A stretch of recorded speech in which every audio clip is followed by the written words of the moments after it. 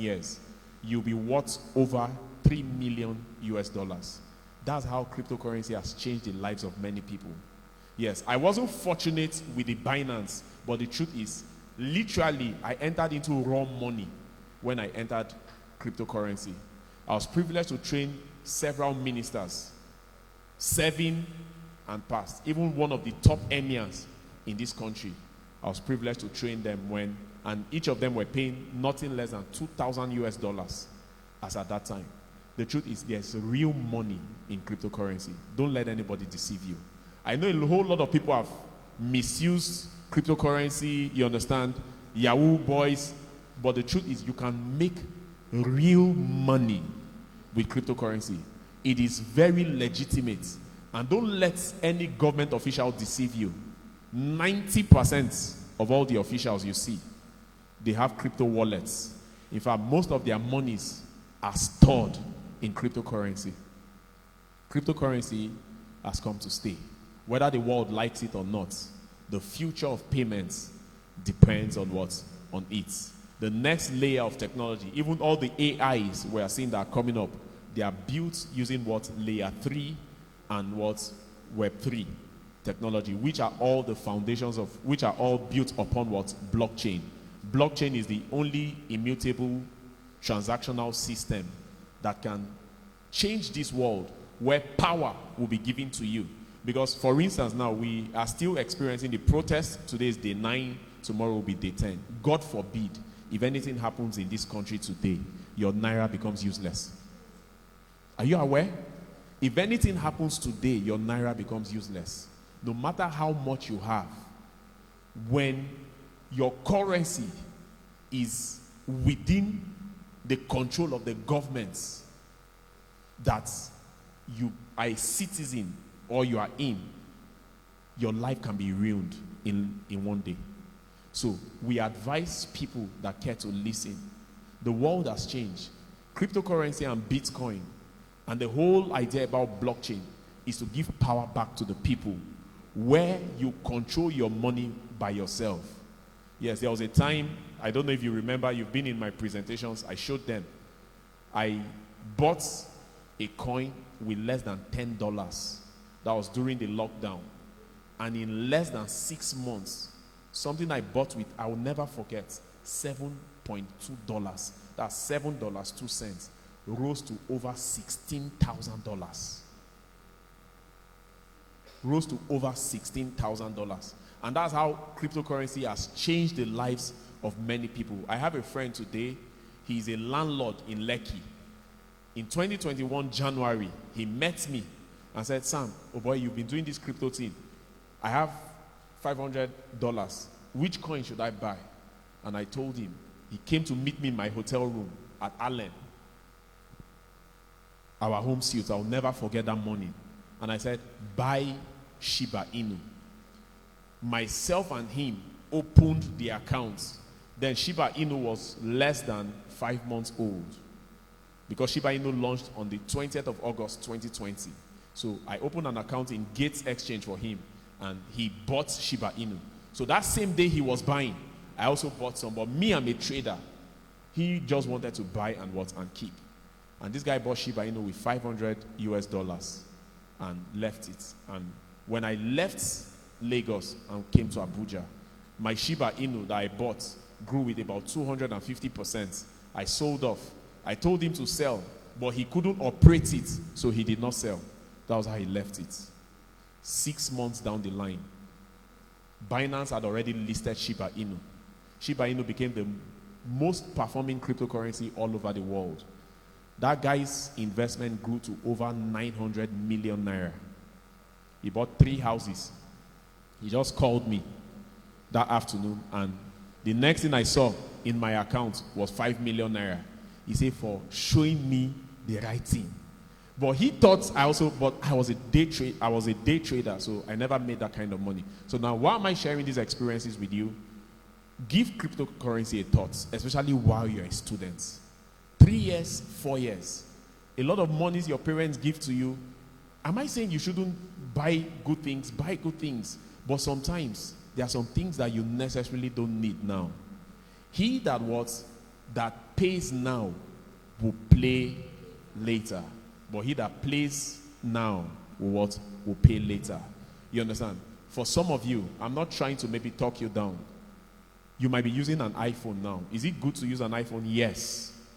Does it give you the class you want? Yes. But you actually don't need it. You can sell your iPhone, buy a small Android phone, invest that money in a crypto coin. Why am I here today? This talk I'm giving to you, people pay me to do it, but I'm giving it to you free of charge. I can show you 10 different coins you will buy, and within the next 1 year, you can even make 10 times the money I've not made. And I'm telling you, you see how your life will transform. And before you know, you are a student, but your parents will be depending on you for livelihood. Once again, thank you so much for the privilege to talk to you. So at the end of this meeting, I believe we'll have the opportunity to just talk one-on-one. Then wherever you need counsel, I can help and guide you. God bless you. Wow, this is wonderful and loaded. Wow, thank you very much, sir. We are so grateful and honored to have you, sir. But that clapping is not enough. It's just not enough. Please, you can do better than that. He has given us so much wealth of knowledge. Even I'm just hearing dollars, and my mind is blown away. So this is an opportunity for some of us that have not heard about this. I know some of us, so many of us have not heard about it. So this is time, it is time for us to do what? To put our mind into it and, take it up. It's a very good business. The essence of having this gathering, this workshop today is to expose our mind to opportunity, even as students, that we can begin to do right now and make good money. We want to take our mind away from what is not useful to us. So please, as we move on in the program, listen and begin to grab the one you want to grab. So right now, I'm going to introduce some beautiful persons, some personality in our midst. I beg your pardon, I should have done this before now. And so please, I'm going to go right away to introduce some persons, and we are privileged to have them. They are going to be talking to us, as we move on. And one of our first person on my list is Mrs. Ashamowu. Please, can you rise up for recognition? She's the coordinator for Lokoja. Please, let's clap for her. She's the coordinator for Lokoja. Thank you very much, ma. It's good to see you. It's good to know you. I've been hearing so much about you, but it's good to know you. So you are very welcome. And you're a beautiful student. Next on my list is Mr. Maxwell Oye. Mr. Maxwell Oye, sir. It is good to have you, sir. Thank you for coming. Thank you. We are privileged to have you. He's a friend of the center. Whenever we have an occasion and we beckon on him, we see him coming. He advises us. He comes to us. He encourages us as we move. And we are so grateful to see you among us today. And we know we'll see you much more in future events. Thank you, sir. Another personality I'm going to be introducing to us is one wonderful lecturer from Lokoja. A wonderful lecturer. We have Dr. Pastor Isaac. Dr. Pastor Isaac. Thank you, sir. You're welcome, sir. It's good to know our lecturers, and we are also honored to have you in our midst. We are supposed to have so many lecturers. We have some special guests in our midst. We have we have so many personalities in our midst. And of course, they'll be coming up to talk to us when the time is right. Of course, we are going to be getting to know them much more later. So, but we have in our midst Dr. Please 1 minute.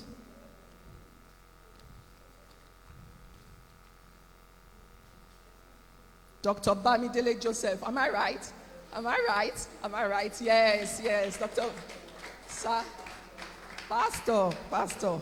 Okay, Reverend Bamidele Joseph. I'm sorry, sir.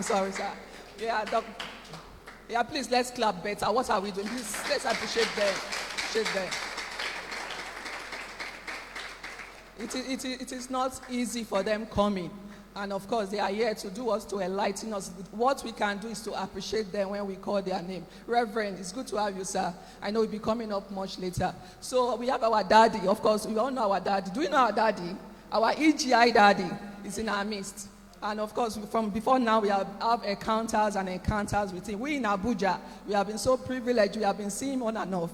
And now we are still going to see him again. He's going to be coming to talk to us. And it is a daddy that cares so much for the EGI students. He does not joke with us. Anything that concerns us, I want us to rise up and just please on your feet, on your feet. Is how you greet your father. Please, around it. Hold on. Please, 1 minute. I want us to do it better. We are going to give him 3 gbosa. So, 3 good gbosa. On my mark, 1, 2, go. Gbosa. Dr. Silvanus, President, EGI International. It's going to become, please, a round of applause for him.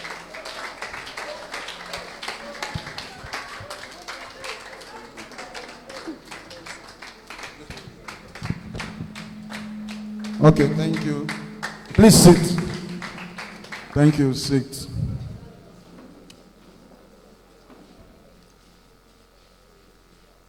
Great EGI students. Great EGI students. The greatest EGI students.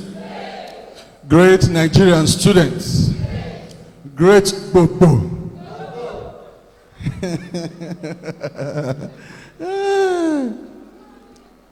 Give your neighbor a high five. Just give your neighbor a high five. If your neighbor is far from you, you can throw the high five. Throw it. If your neighbor is far, but if your neighbor is close, give your neighbor a high five. All right. You're welcome.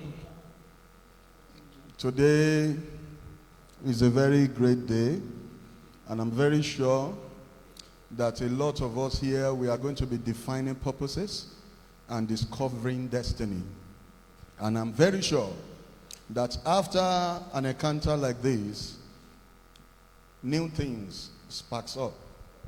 We have genuine purpose in these establishments, and one of the greatest desires of a heart is for you to become an icon in your tomorrow world. We believe that Nigerians deserve great leaders, and we don't want to be part of the ones who will deny the next generation great leadership. And because of this, we are not going to leave any stone unturned until we have a reformation through the little capacity we have. This set of great future is enough to make Nigeria a better place. And I am not giving up. I'm believing in God that after this seminar, a lot of us here will become the solution we've been looking for. If you believe in that, clap for yourself. All right. I have great friends and brothers in the house that had come to be a part of us here at the Northern Region Career and Entrepreneurship Workshop, believing that the students that made themselves available here will become representatives of this organization in places. We are not looking forward to having an institution that is only ably represented by the president or some of the member of staffs, the executive staffs, but we are looking for an organization that even to the youngest of all can represent us very pretty well. So if that is our dream, we are not going to let it form the way it wants to form. We will form it according to the vision of our hearts. And that's why you know that leaders are not born, they are made. Are you getting the point? Leaders are not born, leaders are made. In the process of making, it is not always convenient, it's not comfortable. When you are going through your making process, you are not going to find it funny. But when you are made, prizes will be placed on you, and you choose your prize. Are we together? If you believe in that, say, I am worth a prize, and I choose my prizes. Do you believe in that? Until you have the understanding and the revelation of yourself, nobody can tell you more than you know about yourself. Until you have the understanding and the revelation of yourself, you cannot place yourself in a category of value that you desire. A lot of us wish for value, we desire value, but we don't know how to place that value on ourselves. How many of you love it whenever they say, you are the niece to the Senate president? You like it? Eh? Your uncle is the Speaker of the House of Assembly, House of Representatives. You like it? Okay, very good. Your father is the president of this country. You like it? You like it, right? All right. You don't just like it, you work it. Until our generation gets to a point where we don't operate with wishes, but we create pathways to fulfilling and transforming our wishes to purposes, goals that are achievable. We can't get there.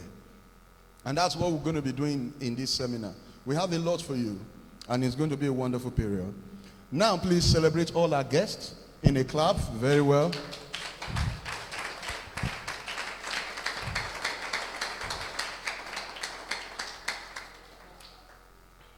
Our host center, Zuba Abuja Center, come on, celebrate them for hosting us. The coordinator, which is also our regional coordinator, in person of Mrs. Nancy Etafo. Come on, celebrate her. You can see the way she was hyping me and hyping me. I was like, the way you are hyping me like this. I think we'll give you a award of a hype woman. Please clap for this woman once again. Her admin, Mrs. Osita, where is she? All right, clap your hands for her as well.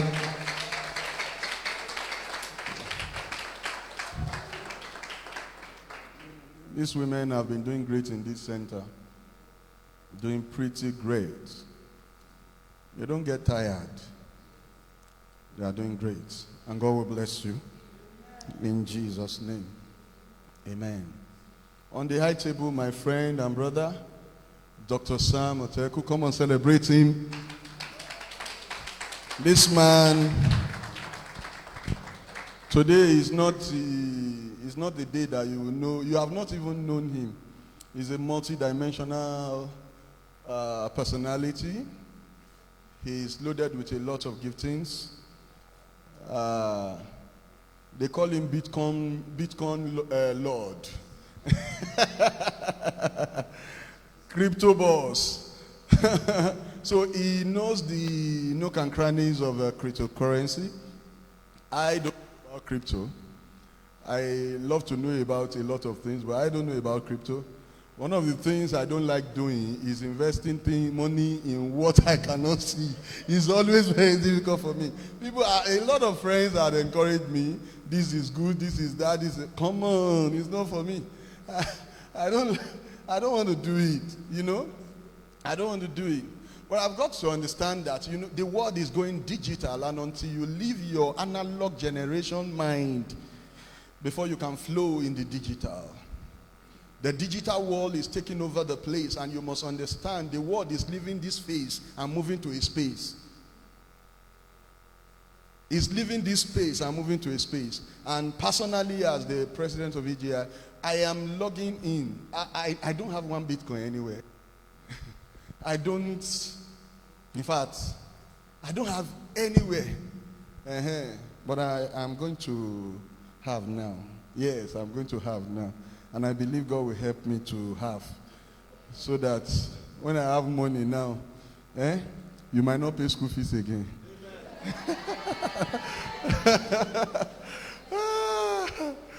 Thank you so much, Dr. Sam. Thank you very much. God bless you. My brother, Honorable Max Oye.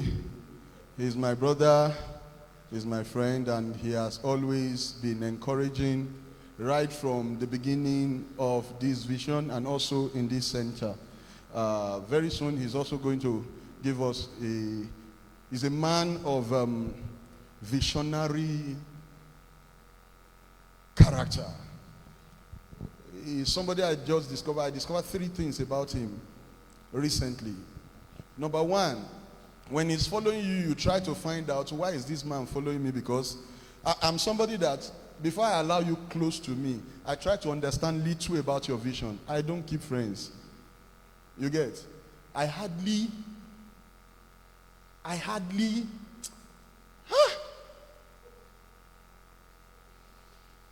don't keep friends, so I don't. But if you see anybody close to me, I'm very sure close to 70 to 30, 40 to 70%, you will discover they are not people you see anywhere, anyhow. You get? They are people whose mind is full of purpose. Their mind is full of purpose. So I discovered that he's a man who had vision in every of his relationships.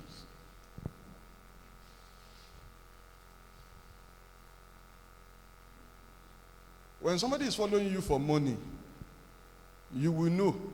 When somebody is following you for a purpose, you will know.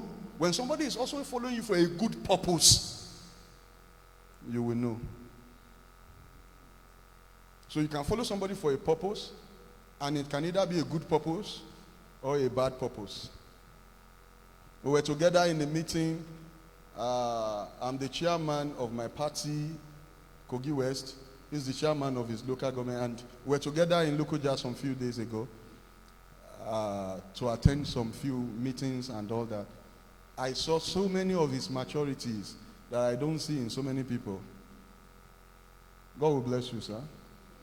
He's so mature-minded and highly encouraging, a friend. The Lord will bless you. Reverend Bamidele. Reverend Bamidele is a friend and also a tele-evangelist, an evangelist of great purpose. If you are on Facebook, you must always be seeing his crusades everywhere. God has been using him very well. A lot of you don't know that I'm a pastor. I'm a pastor. So he's my friend. He's a man of God whom God has used to bless a lot of lives. He's always not tired. He has been a blessing to my ministry as well so many times. And God has blessed him with technical knowledge. I don't know what it has to do with. Is it sound? Cinematography? I don't know where he used to get them. Like, he has smartest idea.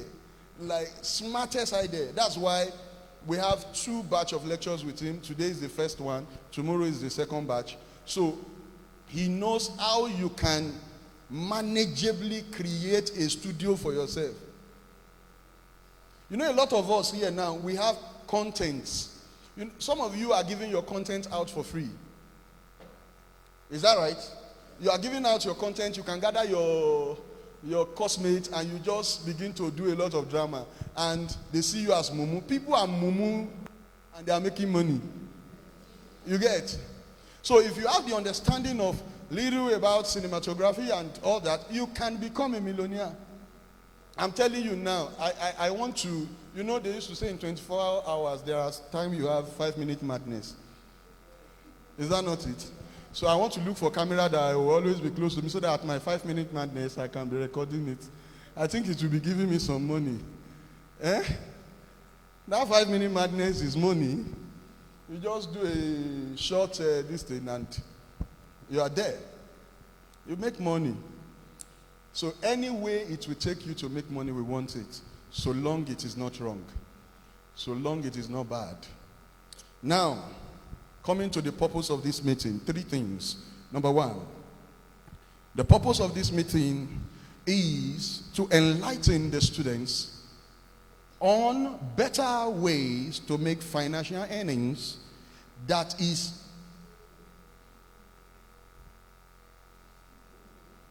okay, very good for you, to make financial earnings that is profitable enough and dignifiable enough. Is that right? Profitable, one, enough, and what? Dignifiable. In the next 6 months, I want to EGI students that are celebrities.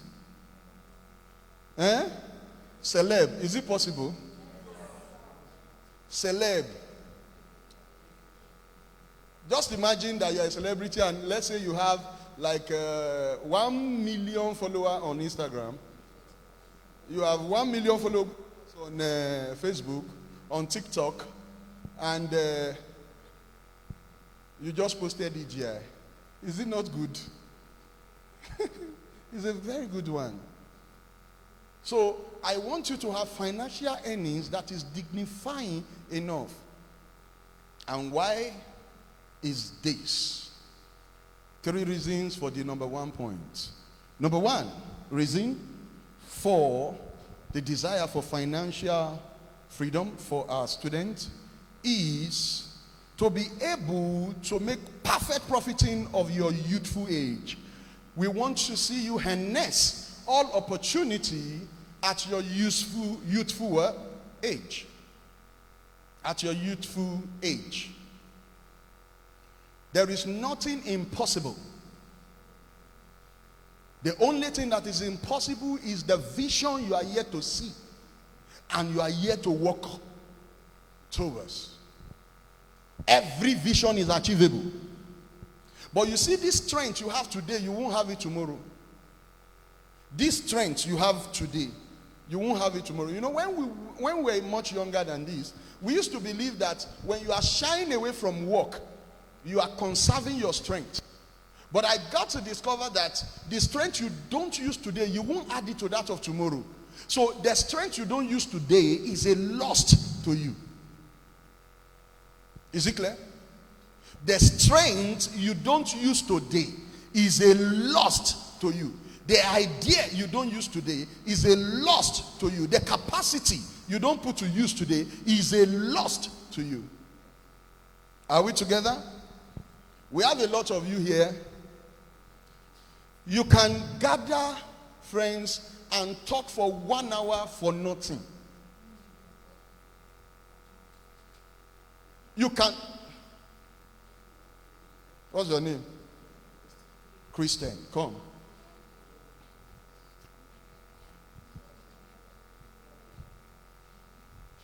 Christian.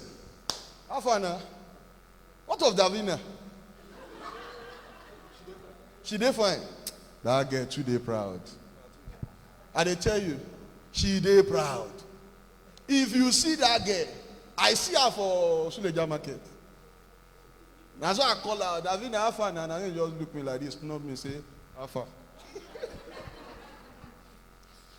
Excuse me.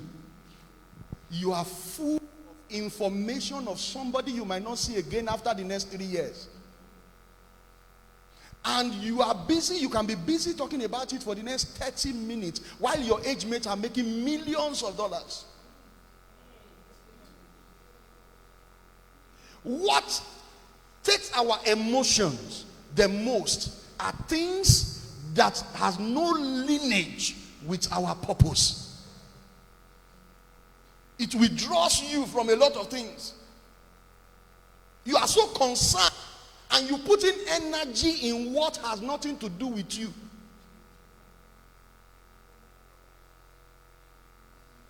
So many of these people you see around you now, you know, there's an adage that 20 boys cannot play for 20 years.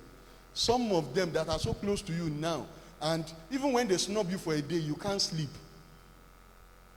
Very soon, they will ask you about them and you say, that guy. Oh, you understand? That's life. Thank you. Clap for him. You know? So you need to know how to utilize time in order to achieve purpose. You get? You are young. You know, the younger you are, the better for you. I was telling somebody, I said, if it's possible for me to remove like 20 years out of my age now, piam. What did I say? When I do piam, you say meow. Straight. You got it off.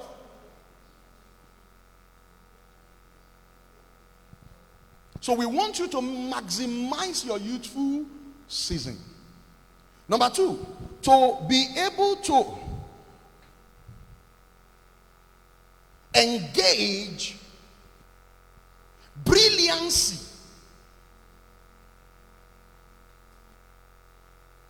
in legitimate businesses and not cyber crimes.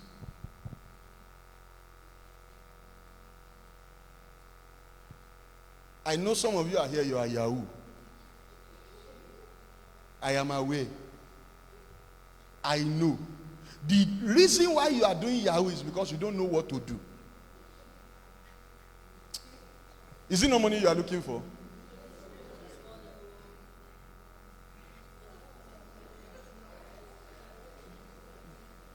No, I'm asking, is it no money you are looking for? It's money now. So your problem is you don't know what to do, so you do what everybody is doing.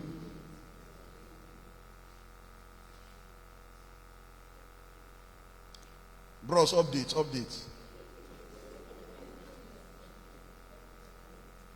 Bros, update. You don't know what to do. So when you don't know what to do, you will do what everybody is doing. 2 signs that you have a weak brain. Number 1, when you can't develop ideas except you see it somewhere. You have a weak brain that is pulling down the strength of mind. Are we together? Until you see what somebody do, you can't develop ideas. You have a weak brain. Very weak mind. Great mind are beginners. Great minds are developers of ideas. They have ideologies that can never be exhausted.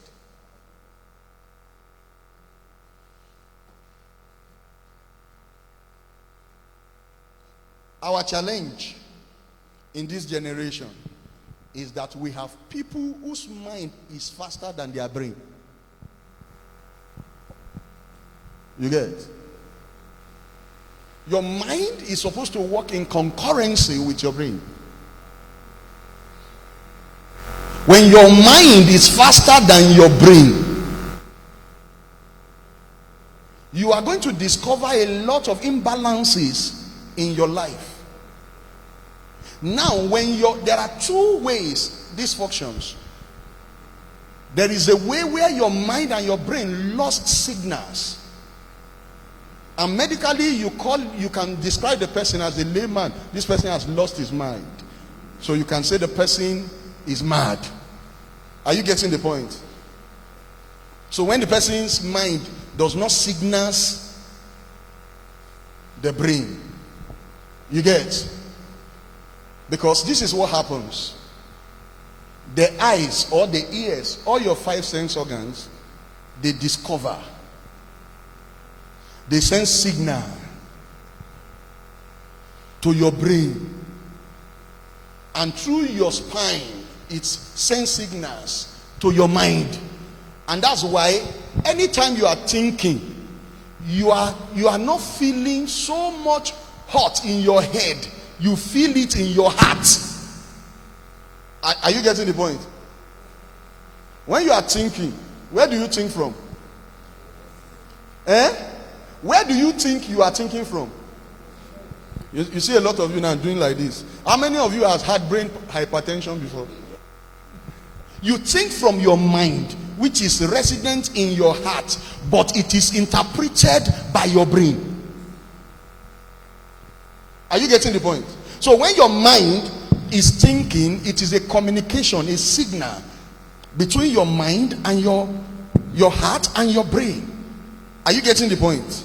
So you just discover that when something happens, you start breathing heavily. Are you getting the point?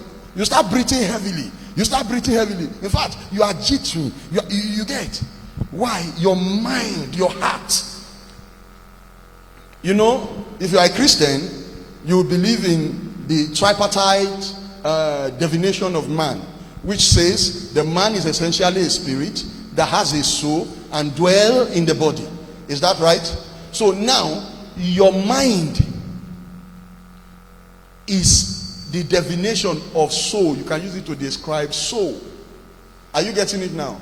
The seat for the soul is the heart. And that's why when the heart stops breathing, the man is dead. So the soul of the man is what leaves the body. Are you getting the point? So it is the soul that answers your unseen world. So now when there is a problem between that mind and your brain, you have lost your mind. So you are seen as a madman. Coming to that, until you are able to make your brain work with your mind, you might not get so many things right. And how do you make your brain work with your mind? 4 things. Number 1, you make your brain work with your mind by you having a conclusion that it is not what my eyes see that my life need. Are you getting the point? Not all that my eyes see. When he was speaking, Dr. Sam, he said so many of us are spending money on what we don't need. Is that not it? Until there is a conclusion that is not all. When your mind is running ahead of your brain, you won't look at the money that this is your school fees. But you use it to go and buy an iPhone. Are you getting the point? You just want to show, then you buy an iPhone.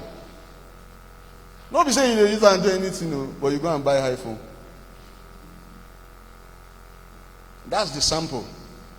So until you now begin to have the understanding that not all my eyes see that my life is in need of. That's 1.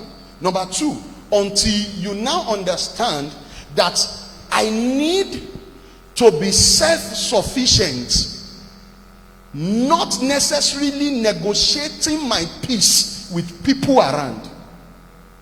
Hello? So many of us, we live our life by the convenience of the people around us. What I mean is, I'm not saying you should not stay in peace with people around you. What I mean is this: when everybody around you have a vision or a lifestyle that does not go with your vision, it is not compulsory that you leave your vision to fall in their lifestyle. Is it processing? You are looking more than you are hearing. Is it processing? So I'm trying to tell you that you need to have an understanding that a group of people does something doesn't mean it is right. A lot of us has forbidden our vision to follow majority. So you must be sufficient in your inner mind. Number 3, you must have calculated decisions. Calculated what? Decisions. When our problem increases, you know, those of you that in your 100 level you do basic accounting and economics, right? Are we together? Basic accounting and what? Principle of management, right? Principles of management. Now, there is what we call the need. Mentioned before. Want, need, goose, and services.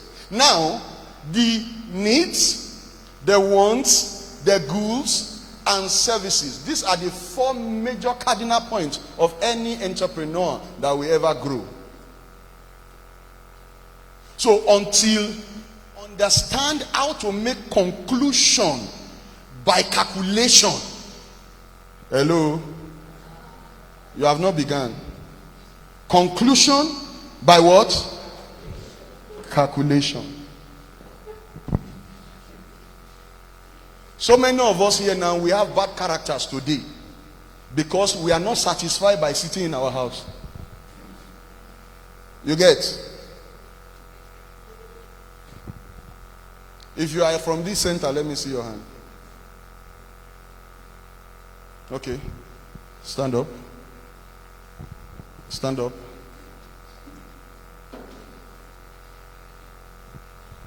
Do you live around the center? Eh? Do you live around the center?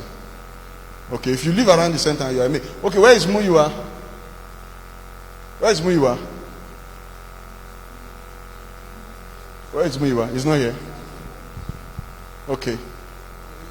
Any other person that lives around the center? Good, stand up.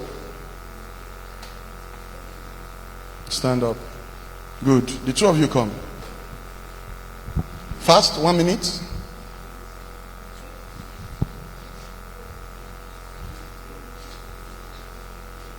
I love your coat. Okay. What's your name? My name is Abraham. Your name is where? Abraham. Abraham. What level are you? 200 level. 200 level. What are you studying? Nursing. Accounting. Nursing. Nursing. You, what's your name? Nyamado Prince. What level are you? I'm 300 level. 300 level. What are you studying? Public health. Public health. You know him? Eh? You know him. How far is his house to your house? 5 minutes to your house. Good. You are in 300 level. His house to your house is 5 minutes. Good. Now, you know him that your house, his house always have light.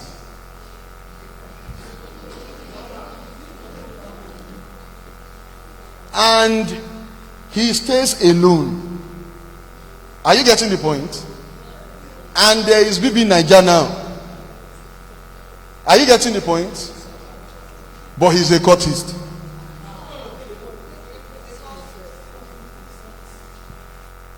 Are you getting the point? He's a cultist. But because you cannot be satisfied with your house. Are you getting the point? You kept going to his house until his friends began and court member began to ask, who are you?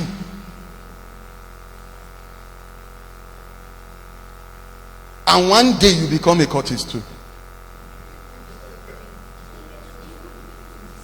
When they smoke their weed, smoke everything, you are always there watching BB Niger. Before, you used to say people who smoke, they are bad. Why do you smoke? Smoking is this. You understand? But when you now go close, you now discover that they used to be nice. So he used to be a nice guy to me, you know. And you know, his own smoking is mature. Even when he smokes, you can't see it on his face. You get?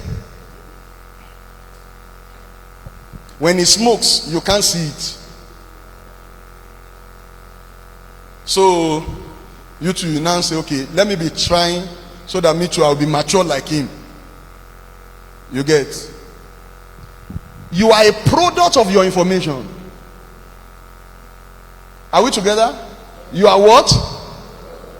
A product of your information. So be careful where you derive your information from. God bless you. He's not a cultist too. Thank you. So you need to make a conclusion by calculation. And lastly, you must be able to withstand pressure. What did I say? Withstand pressure. Peer pressure, friends and all that, no matter what they say, it's not your problem. Your problem is your purpose. Are you getting the point? Your problem is what? You know, some of us, we don't just want to be free. I'm living a very free life. My life is very free. If I expect you to do this for me, you are not doing it, I'll do it myself. You get?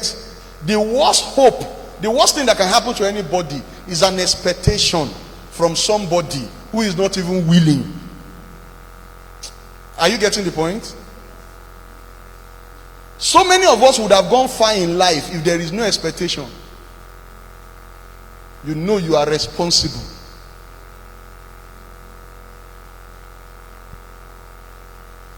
You must be, if nobody teaches you, teach yourself to be responsible.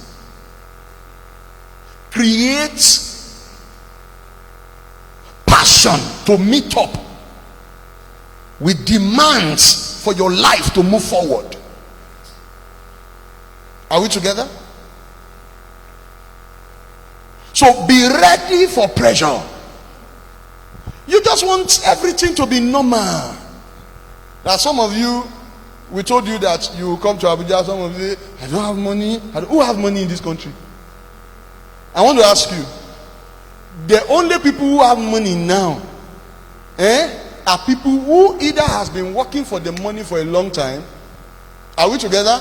Or the people who are stealing money. These are the two set of people that have money. But you see, purpose is never too expensive. Never. Never. You just want to stay everything in your comfort zone, and tomorrow, Nigeria, we head our home. If you see that somewhere and you now want to tomorrow, that means we are still going to be suffering what we are suffering now in this nation by having leaders that are never visionary in nature. If you live your life like that, grow like that, and you don't caution it, and tomorrow you by accident become a leader, this country will suffer more than this. Why do you think this nation is suffering like this? Two things. Number one, no visionary leaders. We only have leaders with wishes. They don't have vision, they have wishes. Because when you have vision, you will interpret your vision. Together, you achieve it. Number one. Number two, when you actually have vision, you act vision. You do what? You act vision. Our leaders are not acting vision, so there is no vision.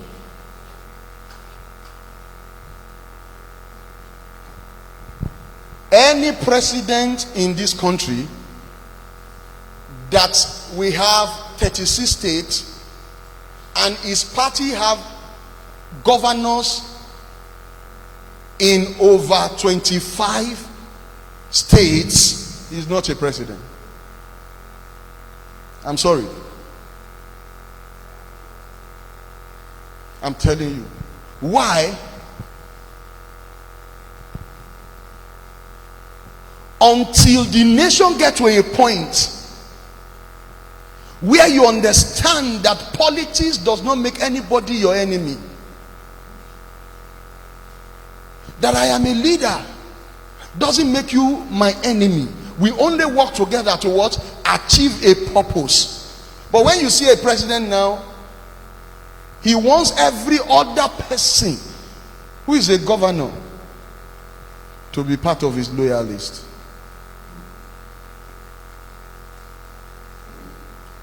Let me tell you the truth. I don't want loyalists. I only want people who understand vision and know how to interpret it.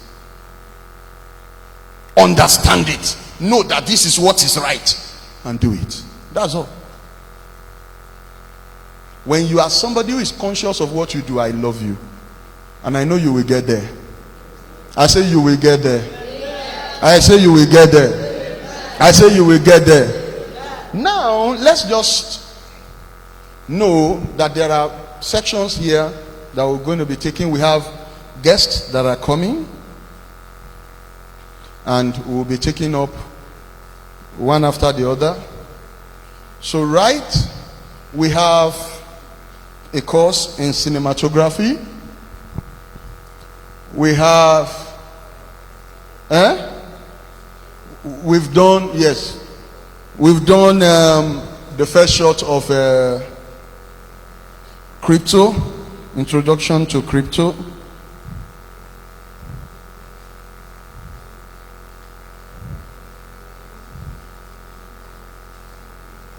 Thank you.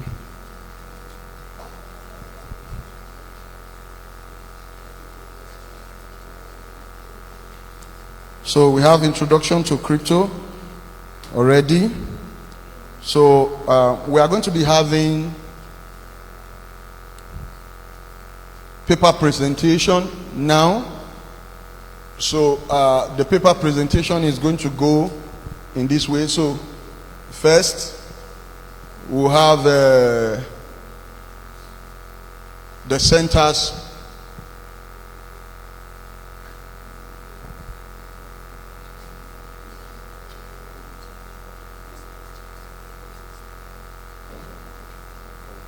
So we'll call them to their presentation one after the other. So we have the first three. Then after the first three, we'll go for first shot of cinematography. Then we'll come back to take the rest. Then we'll go for cryptocurrency. Are we together? Now, we are going to be having all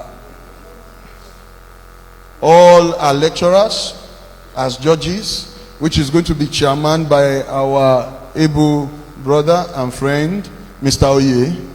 So he's going to be part of the judges. So we are going to rate them according to their performances. We'll rate them according to their performances, and we expect that we should be fair in judgment. The center who is going to win will go with a prize. That center will go with a prize. Yes. A prize. A prize. Are we together? So please, the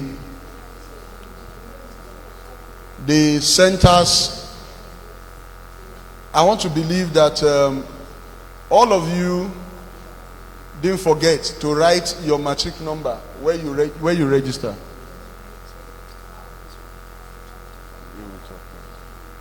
You understand? Those of you who came from outside Abuja as well, write your matric number, because we have exam here tomorrow. Then those students who are doing projects, I believe you saw it on your group. Those of you who are starting projects, like all those students now in second semester, 300 level, by now you should have been done paying for your project. You are supposed to have your project approval before you go. You get? So those of you who have paid and you've not printed out your project form, print your project form, fill the project form, submit today, so that by tomorrow you can get approval. After the meeting, you collect it. Now, after the approval, two things are very involved. You are expected within a semester to finish your project, because we don't give certificate after convocation. We give certificate on convocation. So please, we want you people to cooperate with us and make that dream come to pass. God bless you. Thank you very much. Clap for her, please. A round of applause for our president. You know, I started by saying that our president's our father, and he's a man of plenty words. He's a man of wisdom. Am I right? Was I right? Yes, I took so many things away from him, from the talk he has today. He has come and he has challenged us. He has, inspired us and so on and so forth. So he's our daddy, and we so much appreciate this talk today. So I want us to please give him a very big round of applause. Okay, we can do better than that. We can do better than that. We can do better than that. Sir, we are very grateful. We thank you for the talk. Thank you so much. And we have learned so much. We are taking so much home. And we want to hear more of this. We want to see more of you. Because I think if we leave him for the whole of today, he's ready to do it. He's ready to talk to us. But we are so grateful for what he has said. And we are going to utilize it. Is that not so? We are going to utilize it. So moving on, we are going to be having Honorable Oye. He's going to come up just for 1 minute, sir. 1 minute, sir. You need to have a very few words with us before we move into the central by central competition. Honorable, sir. 1 minute, sir.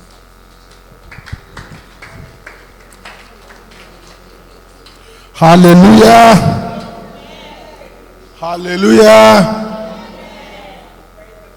I just came here to charge you people up.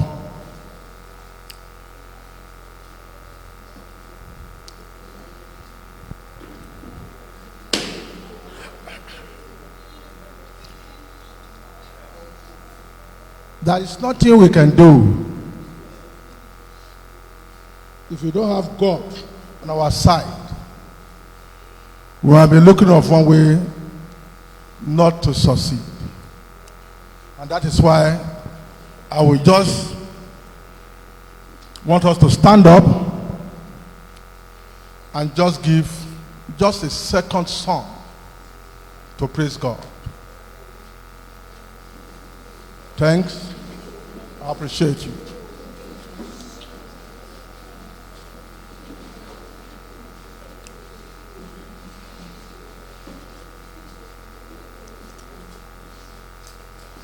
A dúpẹ́ torí a rí àánú gbà. A ṣọpẹ́ torí a rí àánú gbà. Torí pé lórí àánú gbà. One more time, please. A dúpẹ́ torí a rí àánú gbà. A ṣọpẹ́ torí a rí àánú gbà. Torí pé kì í ṣe gbogbo ènìyàn lórí àánú. Most grateful, please sit down.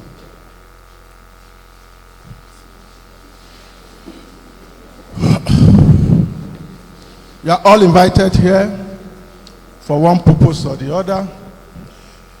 I want to use this opportunity to thank my brother, the president of the EGI, a man I respect so much, a man that I want to always be present under this grace. The last time I'm here, I said it. I said, let me just cling to the garment of this man, and I will be made whole. These are the leaders who are supposed to grow this country.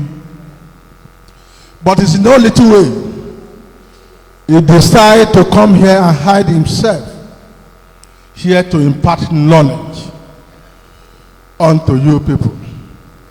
Please kindly give me a round of applause for him.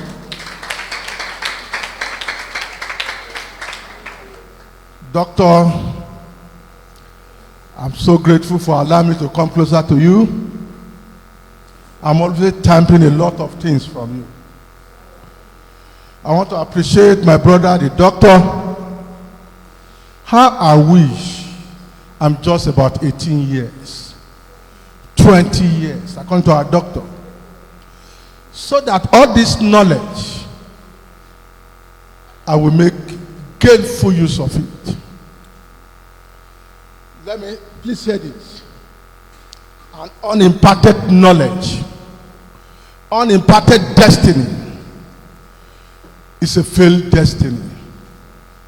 And having you here this day, why are you here? You are here to better your life. I'm here to better my life. And in as much as we are here to better our lives, I pray the Lord will see us through. In Jesus' name. Please hear this. John Wells says, when you are made a leader, you weren't given a crown. You were given responsibility to bring out the best in others. Are we right? And let me tell you again, you are here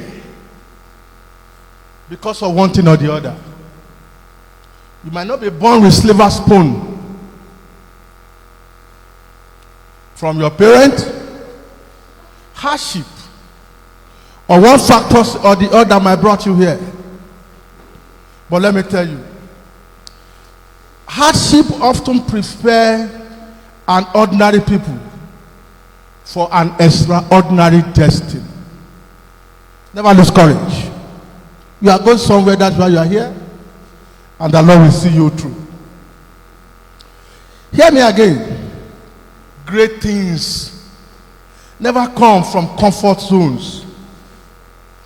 You have to embrace the challenge. My brothers and sisters,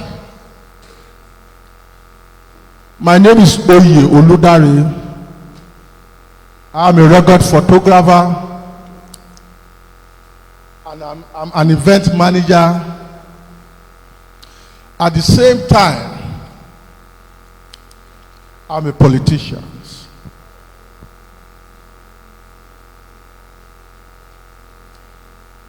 Photographer works for me. I've gone through it in the past 30 years. My clients are the leaders of this country. Can you let me give you this testimony? I was in my house one day. I was exhausted and I felt I should rest for a while. I had a call from one of General Absalom's aides. General Absalom is one of the military president of this country. When I saw the call, I was so surprised one morning. The guy called me and said, Oga Max, my business name in those days is Max Million Production. He called me. Oga, this one where you called me this late evening, what is happening? You say Oga is happy today. Oh. He wants to take pictures with his grandchildren. And I will say, wow. A former president of this country is calling me. Who am I to say no? And my brain began to run. What is this man calling me for? Alas, what he's calling me for is just to take a photograph of him, his wife, the family, and the grandchildren. Whatever you are doing, do it well. You might not know when your time will come. I quickly brace up. I call one of my friends. We are going to Mina the next day. This is a man that I've done some little work for, but he remember me. And I have to capitalize on this and make the best use of this great opportunity. Do you know what I do? I look for the old photographs. There is a time I took the wife some pictures, and I was unable to get to them. I made a photo book album. That time photo book album was getting up. I just quickly made one. I used it as sample. It has become dusted and I left it. I made a lot of money through it because these are important personalities. Because I want to showcase myself too. I used it for about a year and I was showing people what I do. I never knew the man who called me. But I was surprised when he called me and said I should be in Mina from Abuja. I went to look for that photo book album. It's about 15 pages, very small. I dusted it, make it fine. This is my time. Sorry, I'm not here to bore you with rhetorics, but just to impact you and let you know you are not abandoned in whatever you do. If I began to say I want to fry akara on this street, I will fry it to the knowledge I know is the best, and I know people will patronize me. What do? I just studied. There's a photograph I took him in about 2 or 3 years with Thabo Mbeki of South Africa. I quickly go and look for that photograph. I dusted that photograph in my archive. I make it a very big one. I include it with what I want to take to Mina. There is one time the man come to Sheraton, Abuja here. If you enter the entrance of Sheraton Abuja Hotel, at their foyer, where you are going to the conference hall, you will see there's a very big photograph of all the presidents. President Obasanjo was there, Abdul Salam was there, a lot of them. He was there that day. He wanted to go to the toilet and he admired the photograph. He saw himself there. I went to him because when I'm doing my job, I'm very bold. If the president say, want to take a group photograph here, I have the audacity to say, you are the president of Nigeria, but the pictures will not be good here. Let's relocate to a very good place. And they have to obey me. I walked to him. I told him, I said, sir, I can make something good for you like this. He said, go ahead. A lot of photographers are there. They hear our conversation. We are all conference photographers in those days. What job you don't tell me to do, I do it, and you paid me. And when we were there, some photographer hear what he's saying. They quickly went to the lab. They do 5x7 size. They do 3x8 size. They brought it to him. He paid them. I kept my patient. I did not do anything. I just leave everything. Then when he called me to come to Mina, I remember this photograph. I went to my archive. I bring it out. I blow a very big photograph. 68 by 40. Very big. Because I know I'm going to get good money from there. I have a good package. I'm going with the wife's album. I'm going with another big photograph for Thabo Mbeki. And I'm going with his portrait where the presidents are. I moved to Mina. I bring my Ketu small car, brake and quench. I was on my way. When I get to the gate in Mina, boldly I told the security, I said, God say I should come and see him. Call me the ADC. The ADC, Max, you around? Yes, sir. Please be here. I brought all my package. I was sitting down in his parlor. In a nutshell, he came out. I said, yes, I need the photograph. I told you to do this one. I told you to do this one. I said, yes, sir. In a nutshell, I brought the photo book. He said, how much? I said, it's $450. The large enlargement, I say it's 500. The other one, I say it's 500. Before 5 minutes, I was given a cash of 1.5 million.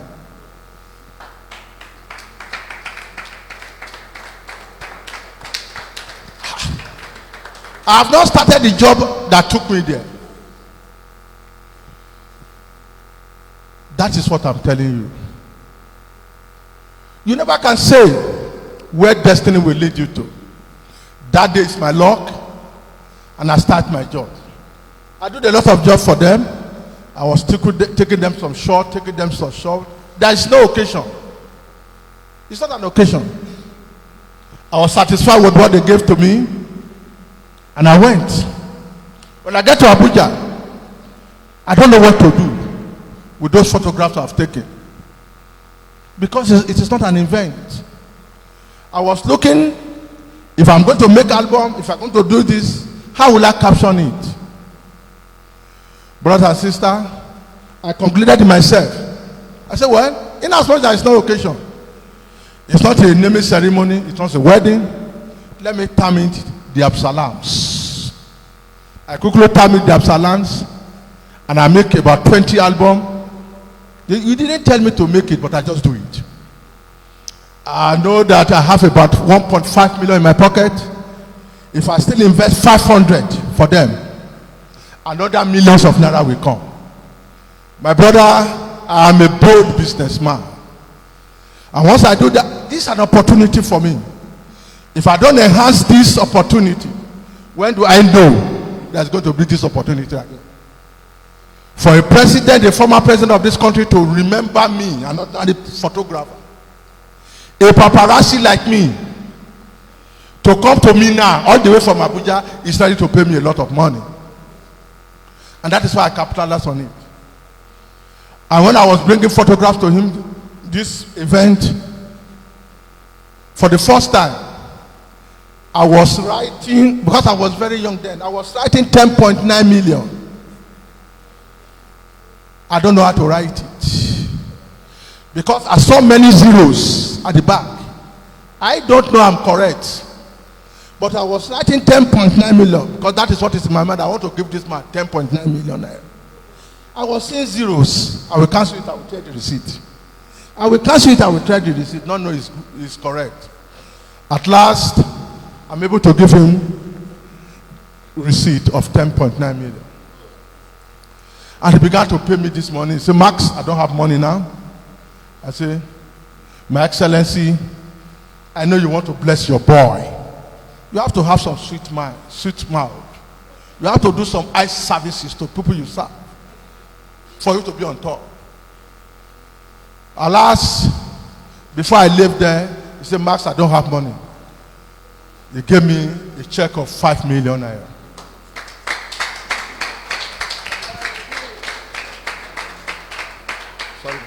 I still said to him boldly, My Excellency, I know you want to improve me. When am I collecting the remaining 5.9 million? He said, when it's in Abuja. I said, okay. Thank you, sir. Thank you very much.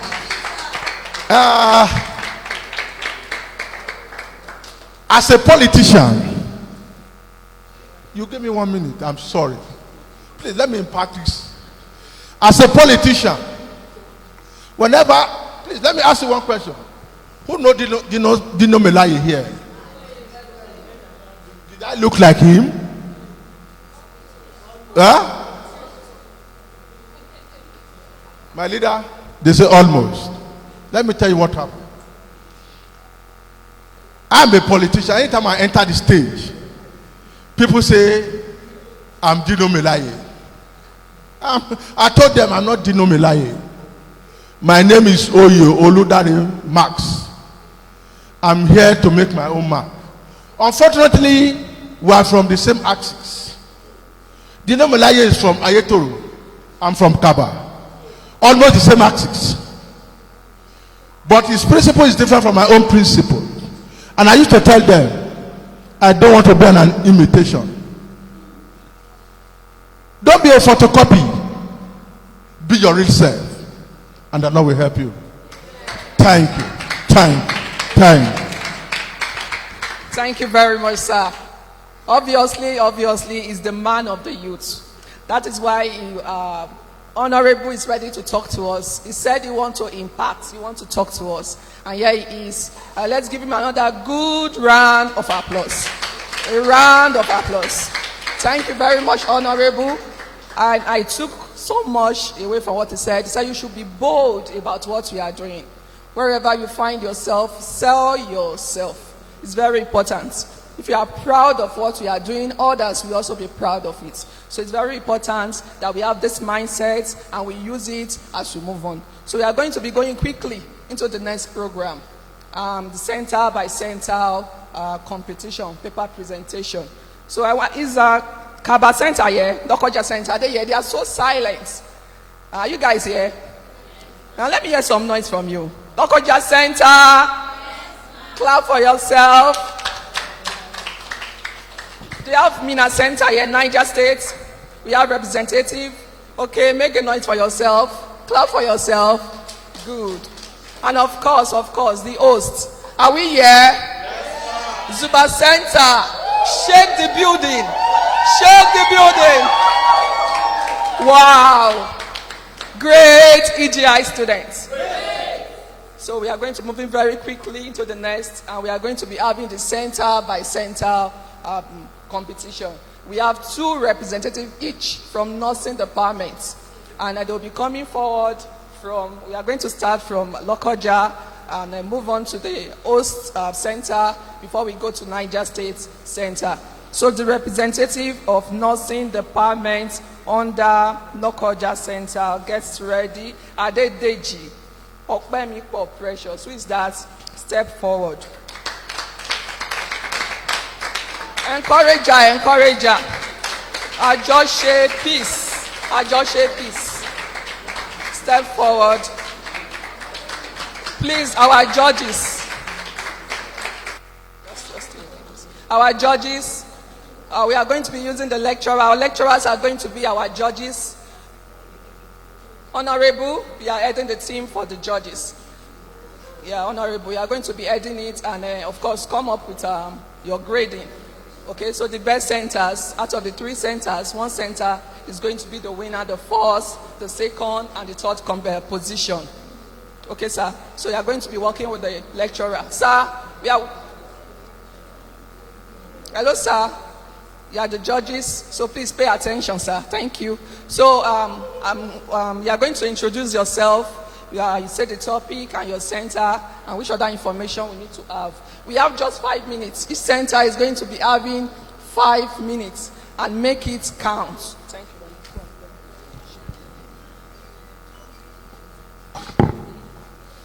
Good morning, everyone. My name is Adedeji Okpemikpo Precious. I'm a nursing student of Elsiva Global Institute, Lokoja. And the title of our presentation is Hania. The title of our presentation is Hania. So, have we ever heard of Hania? Okay, since many of us have heard of Hania, that means I'll be brief and explain what I have to explain. So, I'll start by defining Hania. Hania is a protrusion or bulge that occurs when an organ or tissue pushes through the connective tissues or muscles that usually puts it in place. So it's the protrusion of the content of the peritoneal cavity. That's what hernia is. So we have different types of hernias. We have the reducible hernia and the irreducible hernia. And the reducible hernia is the type of hernia that when firm pressure, that is taxes, is added, the hernia can be pushed right back into place. That's for the reducible hernia. But in the irreducible hernia, this phase of the hernia, even when firm pressure is added, when taxes is added to the hernia, it can't be pushed back into place. The contents can't go back to where it's supposed to be. Now, what are the causes of hernia? There are several causes of hernia. It could be incongenital or acquired. So we'll be looking at the acquired types of causes of hernia that can be caused by pregnancy, obesity, age, gender, and weakness of the muscle. Weakness of the muscles can cause hernia. Pregnancy, obesity can lead to hernia. Heavy weight lifting can lead to hernia. I'll give you the symptoms of hernia. So what are the symptoms? What are the signs that you know? What are the clinical manifestations of hernia when a person is affected by it? The first symptom will be pain or discomfort. There will be pain or discomfort in the affected area. In the herniated area of the body, there will be pain, there will be discomfort, there will be heaviness and a burning sensation in that area. Mind you, I forgot to say, there are different parts of the body that can be herniated. It could be the belly button, that's the umbilical hernia, and it is an incongenital hernia. The belly button, the groin area, that's inguinal hernia, the upper thigh area, that's the femoral hernia, and there are several other types of hernias. So there will be pain, there will be discomfort in that place. That's the symptoms of hernia. There will be pain, there will be discomfort, there will be heaviness, and there will even be a visible bulge in that area. Moving on to the treatment options for hernia. When there is a herniated part of the body, what are the treatment options? What are the things that can be done about it? Number one, we'll go for watchful waiting, especially if it's a reducible hernia. Watchful waiting can help. Then dieting. First of all, watchful waiting, and if it's very serious, you have to go for surgery. Hernioplasty, herniorrhaphy, herniorrhectomy. So those are the surgeries that can be done to put hernias back into place. The prevalence and impact of hernia. Hernia, in 10 people, like one of them would be affected by hernia. And there is the most common type of hernia. There's the most common type of hernia known as the inguinal hernia, which holds 70 to 80% of the accounts of herniated people in the world. It has 70 to 80% of the account. It's the most common type of hernia. So, what are the preventive measures for hernia? What can we do to prevent hernia? So, first of all, we have to watch our diets. We have to watch our diet. Eating balanced diets can reduce the risk of hernia. Eating balanced diets can reduce the risk of hernia, and eating balanced diets can reduce the risk of hernia. And but our time is over. The second speaker, 1 minute. Step aside for 1 minute of the second speaker. It's very important that you use your time judiciously. Go straight to the key points. Good day, everyone. My name is Ajose Peace from EGL Lokoja Center. I'll be giving a conclusion on what she said earlier. Like she earlier said, there are types of hernia. That is the reducible and the irreducible hernia. And under the reducible hernia, we have the acquired and the congenital hernia. And some of the causes are the age, genetic weakness of the muscle, and connective tissue. We have pregnancy, strenuous work and play, coughing and obesity. These are some of the causes of hernia. And some of the preventive measures are regular exercising, lifting correctly, diet, health, regular checkup, and avoid smoking. Some of the treatment options are surgery and watchful waiting. Thank you. That was very good and very fast. Please, a round of applause for them. Let's appreciate them. Thank you. Thank you very much. It's not easy to come here to do this, so it took a lot of boldness, and of course, they are ready to also inspire us. Thank you for coming. So we are going to be moving to the next center, and that is the Zuba Center. And we have two wonderful representatives in the person of Chuku Christian and Davina Mari. So introduce yourself. Introduce yourself. We have 2 minutes and you have 1 minute. So make good use of it. So I want to start by saying good afternoon to our president, our distinguished guests, our wonderful lecturers, and the wonderful students of EGI. My name is Davina Mirigaji, and I don't have time for applause. My name is Davina Mirigaji, and me and my partner, Miss Student Nurse Christine Chukwu, are making a very, very brief presentation on cholera. First of all, cholera is an acute diarrheal illness which is caused by infection with Vibrio cholerae bacterium. Everybody knows about cholera. Every few years, mostly during rainy season, as a result of accumulation of water, flooding, displacement of individuals across different local governments, and overcrowding, there's a lot of occurrences of cholera every year. Now, the origin of cholera, the first recorded instance of cholera in Nigeria was in 1970, and the first recorded incidence of cholera all over the world is probably in India, Ganges, and the father of the discovery of cholera is John Snow, who is also considered the father of epidemiology over the world. So now, cholera can be caused as a result of, cholera can be caused as a result of contamination of water, can be caused as a result of contamination of food. It can also be caused as a result of the prevalence of outdoor defecation. Cholera can also be caused by eating of food without washing our hands, eating of uncovered food. Now, there are lots of treatments for cholera. The most prevalent treatment for cholera is vaccines. Now, there are two types of vaccine. You have the Dukoral vaccine, which is served in 2 doses and needs to be repeated over 2 years. And then the second type of vaccine is also delivered over 2 doses and provides immunity for up to 3 years. Thank you.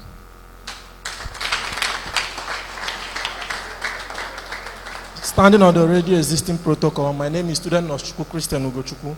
Having said or defined the meaning of cholera, I shall be going into the clinical aspect of cholera. Now, we have causative agents of cholera, and majorly, the number one causative agent of cholera is Vibrio cholerae.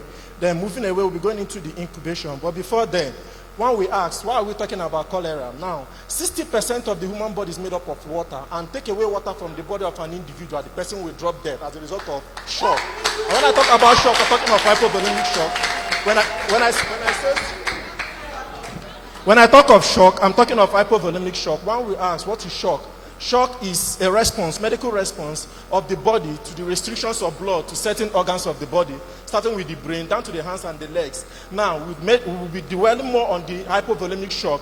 That is to say, when a patient comes down with cholera, the patient will be losing a lot of fluid as a result of what? Vomiting and stooling. Now, we'll be going into incubation period. Incubation period means the period of development, and under cholera, we have 2 to 5 days, 2 hours to 5 days of incubation period. We have transmissions, and one of the transmissions is direct contact. Second, fecally contaminated water, contaminated food. Risk factors of cholera: 1 is poor sanitation, 2 decreased gastric acidity. Due to time, I will be going into nursing diagnosis. Most of us here are nursing students, and that is what we call NAMDA, which is North American Association of Nursing. Now, NAMDA, we will be giving 3 nursing diagnoses. 1, I'll be taking fluid deficit volume. Second, I'll be taking imbalanced nutrition as a result of body requirement. Now, third, I'll be taking anxiety. 1, we have 5 rows for nursing diagnosis. 1, we have diagnosis, we have objective, we have actions and rationale and evaluation. Under the diagnosis, just as I said earlier, I'll be discussing on deficient fluid volume. Now, deficient fluid volume is related to excessive fluid loss as a result of stooling and vomiting. Now, objective. The objective of a nurse, a student nurse or registered nurse in this diagnosis, 1, is to ensure that the fluid that are being lost are being replaced through intake of fluids like normal saline, e.g. Now, actions. Your actions is that you are going to set up a prescribed fluid, just as I mentioned, normal saline, Ringer's lactate, to help the patient who have lost a lot of electrolyte as a result of diarrhea. Now, going to rationale, the essence of giving fluid, as we all know, just as I said earlier, that 60% of our body is made up of fluid, which is water. So you require that replacement of fluid which you've lost as a result of stooling. Now, evaluation. As I said earlier under objective, evaluation, you'll be taking a note of that which you stated as your objective if you're able to achieve it. And under this evaluation, you admitted a patient, for instance, a diarrhea patient, and your objective is to ensure that in the next 10 minutes that this patient should come back to fluid volume. Now, under this evaluation, you take note to know under these 10 minutes at utmost if the patient has been able to regain this fluid loss.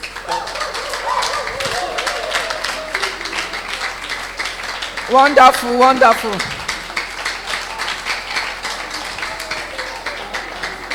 Thank you, wonderful, wonderful. Kristen, Davina, that is wonderful. And we are going to go into the next center, the third center, the Niger State Center, and ably represented by Mohammed Abubakar. Mohammed Abu. Good day to you all. My name is Mohammed Abubakar, a student of Esliva Global Institute, Niger State Local Government. I am here to present a seminar presentation on the promoting mental health and well-being in the community. Introduction. Mental health promotion is defined as activities and aim at promoting the mental health of individual and community by supporting healthy lifestyle and creating conducive environmental and other social determinants of mental well-being. To improve mental health in the community, 1. Attend city council meeting. Make your voice heard in the plan and development. Number 2, support local business shop. Live positive. Review, support them on social media and tell your friends. Number 3, talk to your neighbors. Number 4, by raising awareness, providing education, offering support, we can create a more inclusive and mental health environment for all community members. Remember that small gestures of kindness, empathy, and active listening can make a significant difference in someone's mental well-being.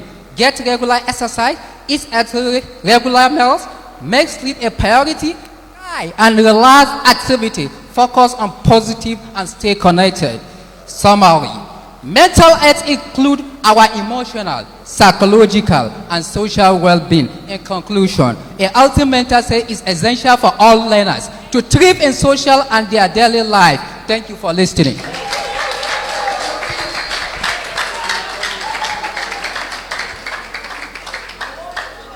Well done, well done. That is wonderful. Mohammed did a wonderful job. Please, let's clap for him once again. So that is the first part of the competition. After our next speaker come up and talk to us for the lecture, we are going to be moving to the second part of the competition. Right now, our invited guest is going to be coming forward, and he has been here since, and I've been watching him. He has been working there, and I know he's loaded. It's loaded with a wealth of knowledge. So it's going to be coming up to talk to us about cinematography. Please listen, Reverend Bamidele. And this is the first part of the lecture. The second part is coming up tomorrow. So please. Thank you. God bless you all. I want to thank our brother, friend, and father, and our people who have given us this opportunity to stand here. We pray that the Lord bless us and make the work prosper. Thank you. My young man, very sharp, hot, and very specific. God bless you. Every one of you tried. In fact, my judgment for you that were speaking here, you were so loaded. You didn't have enough time. If you have had enough time, you would have delivered very well. All the same, we've enjoyed what you've said, and God will keep blessing you. Now, I will just start with bringing to our understanding an aspect of why I'm here, and then tomorrow we go deeper into, or go real into cinematography. Are we together, please?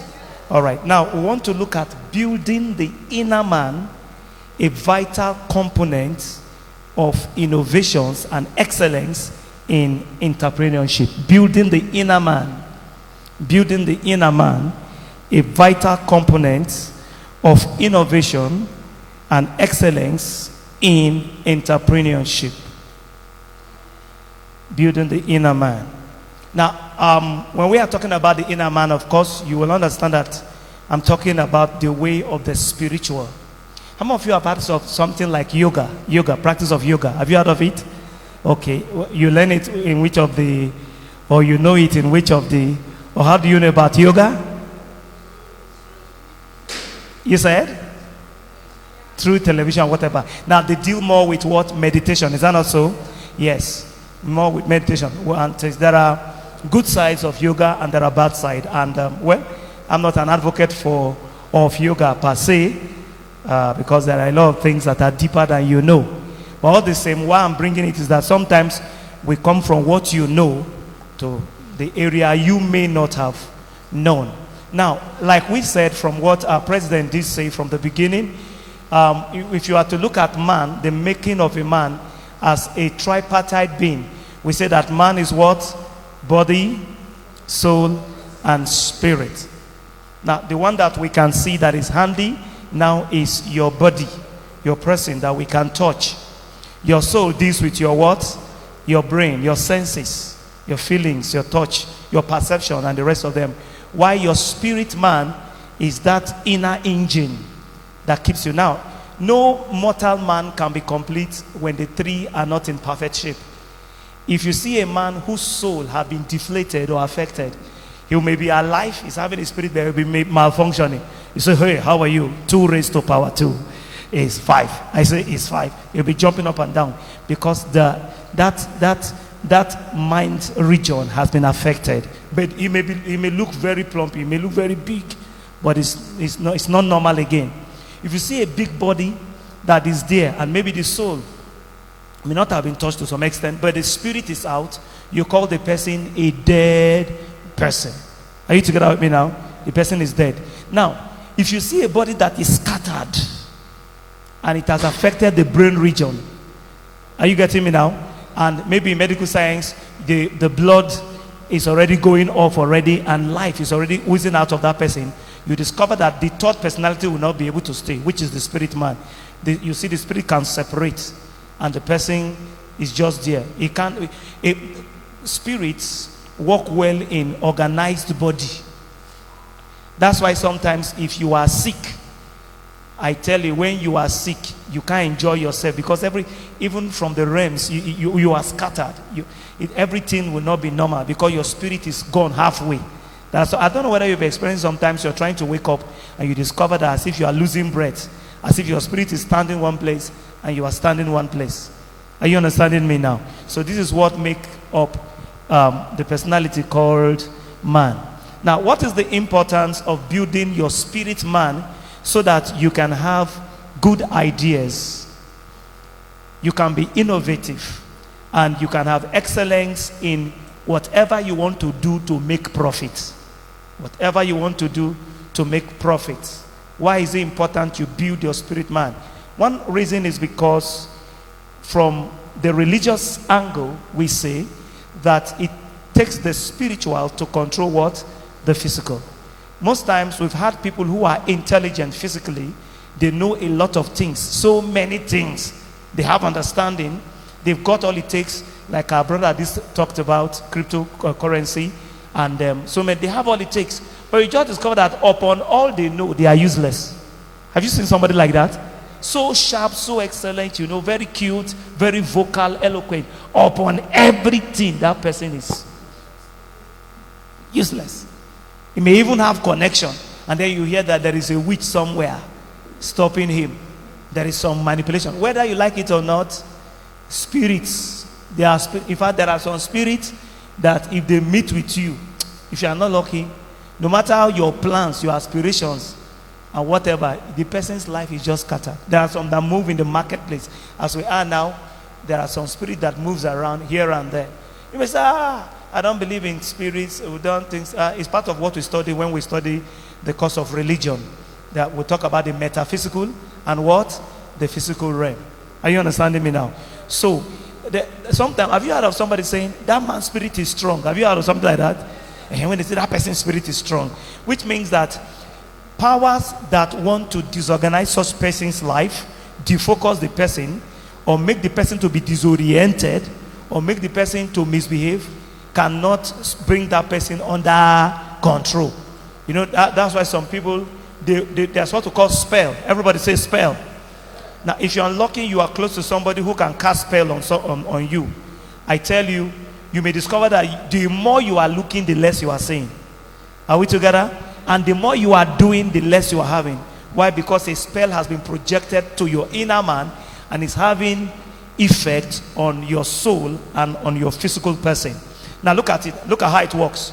Most often, once the spirit man is caged, and when there is a malfunctioning from the inner man, most often it affects your thinking faculty.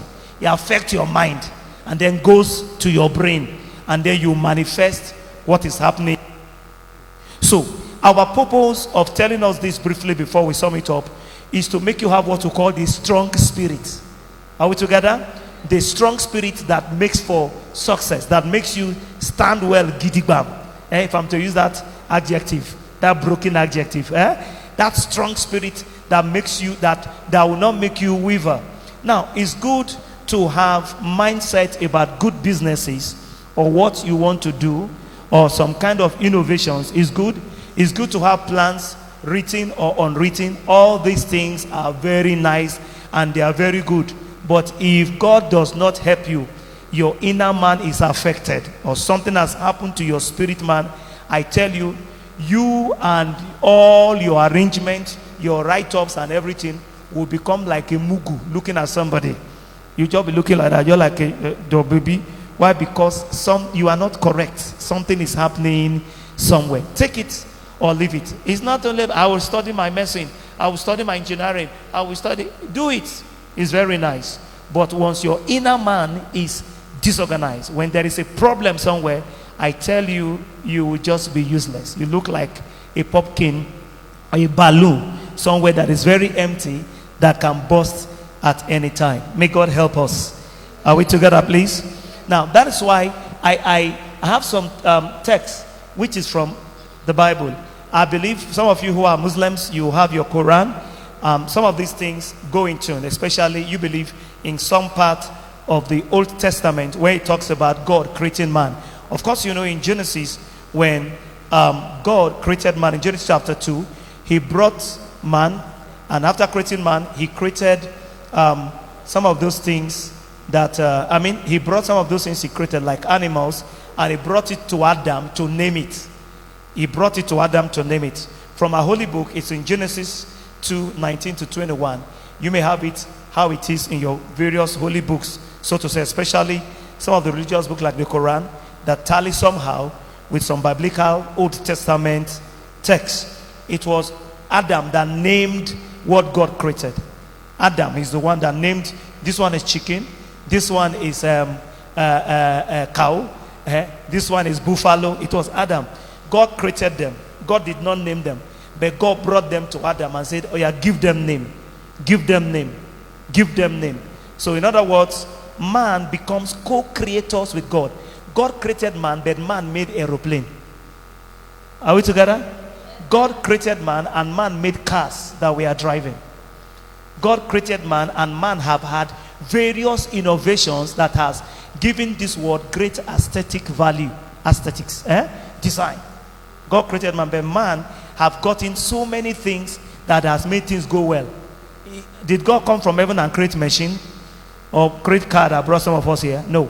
So God has made you co-creators with him, and it takes a time where the inner man, please take care of this.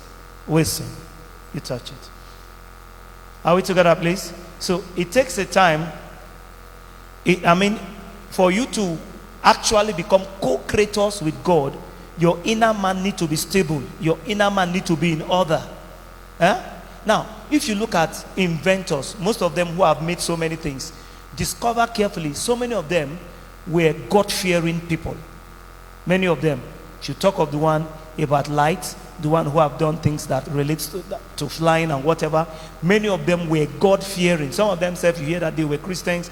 Some of them were children of God who were so dedicated. From my little time of study, in my places of study, so dedicated to God one way or the other. So they had inner man that was standing well. So it also helped their IQ. Have you discovered sometimes that some of these secular artists, if they want to do well in their raps or whatever, they will go and high. Are you getting me now? They'll go and take things that will make them what? High. You know what that high does? It subjects your flesh to the control of the inner man somehow. then medically, it gives some ginger that makes some kind of dull aspect of your thinking to come out sharp, biologically. It comes quick. You see, these things, spirit, soul, and body, they work together. When one is down, it affects the other. When the other one is down, it affects the other. So when one is up, it affects. Now, if you want to do well in school, read well. When you read well, your inner man is also excited. Are you getting me now? You don't just say, I will not read, I believe. I will just come and I will just get it. No. So they work together. See, if you study hard, you learn hard. Forget about the devil first. I tell you, you will pass. Because you're also helping what? Your inner man. Your inner man is fed by what you take in. By what you take in. Are we together, please? So, it takes an inner man that is strong to stand the test of time, to be highly innovative, and to have excellence in delivery whenever it comes to entrepreneurship or doing things that will give you what? Profits. Are we still together, everybody? Have you gotten this understanding to this point? Okay. I don't want to keep us. That's why I'm in a hurry. Are we still together? All right. As a pastor, I will pray one prayer for you. Anyone who is after your inner man or your personality by casting spell on you, knowingly or unknowingly, by the hand of God, you are free in the name of Jesus. You are free. You are free. God has given us the ability to fight against the enemy. You see this one I'm talking, it's a spiritual text, so we address it. This is the way we address it as Christians. You may have your other way, your various religion of addressing it, but if you can believe this way also, it will help you. May God help us. Are we together, please? Now, if you look at Daniel chapter 5, verse 12, you hear of a man that is said to have had an excellent spirit. Daniel 5:12, he says, for as much as an excellent spirit and knowledge and understanding and interpreting of dreams and showing of hard sentence and dissolving of doubt were found in Daniel, of whom the king named Belshazzar. Now let Daniel be called and let him show the interpretation. Now look at some of this is mentioned. Excellent spirit, knowledge, understanding, interpreting of dreams, showing of hard sentences and dissolving of doubts. You see, these things were found. Now, if have you heard of how Julius Berger used to build bridge sometimes? Julius Berger. If they want to go to Riverside, Julius Berger is a high-tech company. High-tech company. If they want to go to where there is big water to build bridge, do you think they just carry their machines and just go and start drilling the sand like that? What will they do? Talk, eh? They will inspect the place ahead. Come, give me a hand. It just hits one word. They will fraternize with the forces that controls that water region.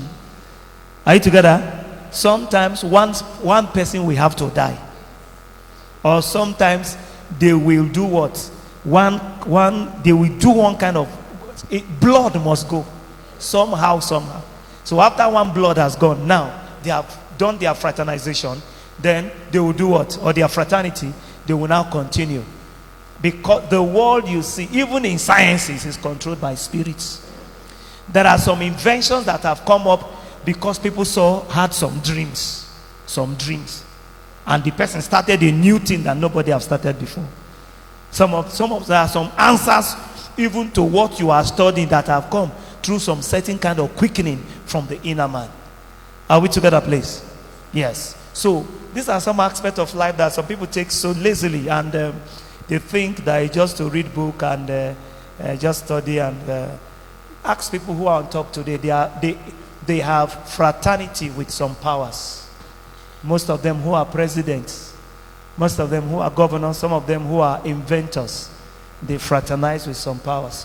Whereas we are not telling us about being initiated to some certain evil spirit, and whereas we are not teaching us occultism, We just want to make you understand that there is a perfect way you can build your inner man. There is a perfect way you can do what? Build your inner man. And what is that way before we begin to sum up right now? Number one way is to make sure that you reconnect with your creator. What did I say?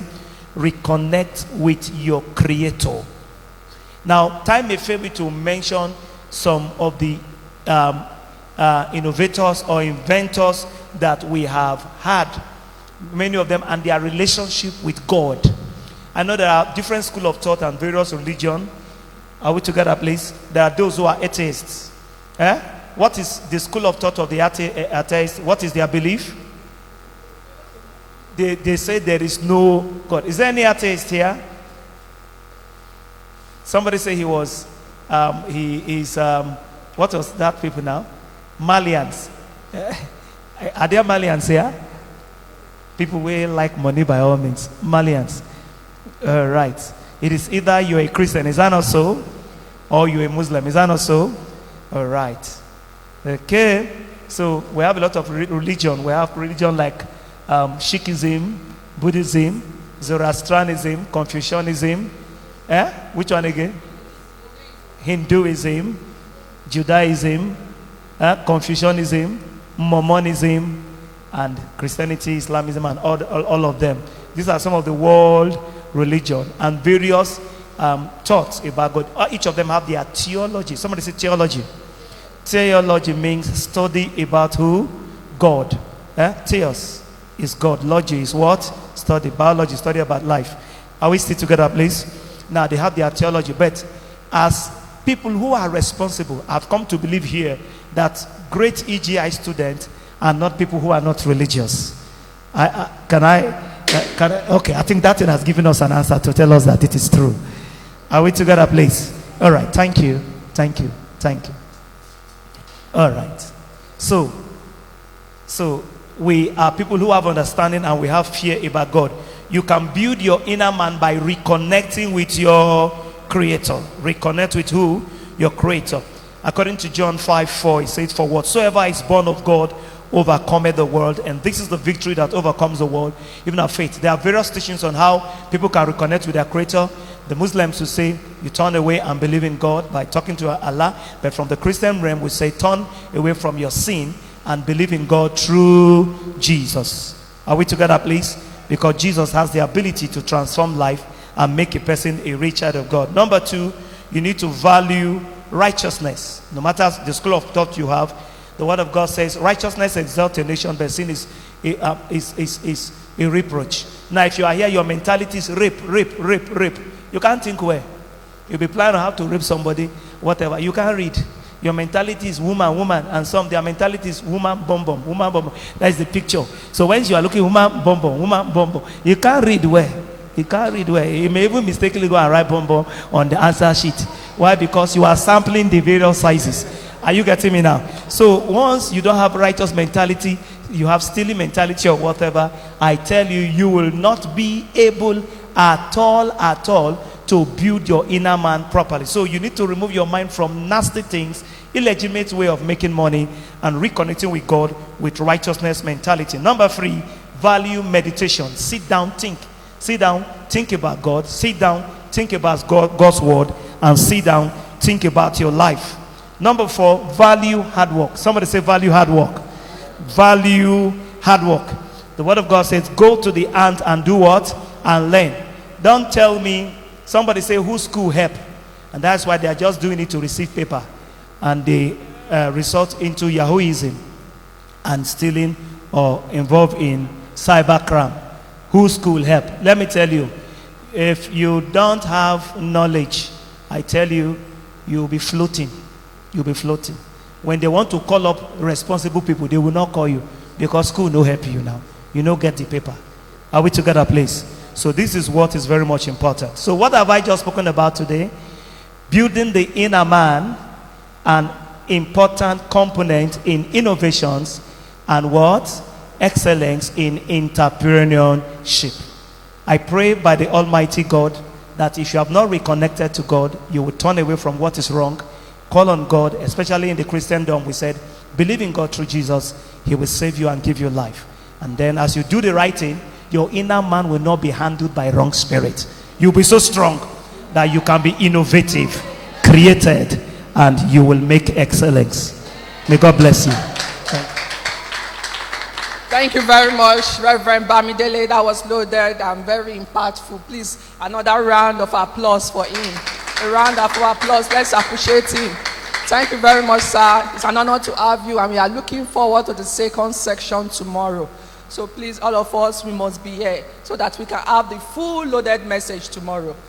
As he was speaking, very important VVVIP personalities entered our midst. And our president is going to come forward to introduce them the way they ought to be introduced. So our president, sir, Dr. Silvanos is going to come forward. Please, let's appreciate him. Let's clap for him. Thank you. Clap your hands for the regional coordinator.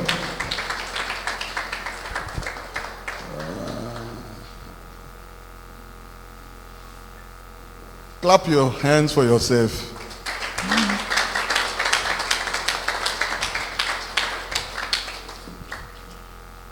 Wisdom is assessing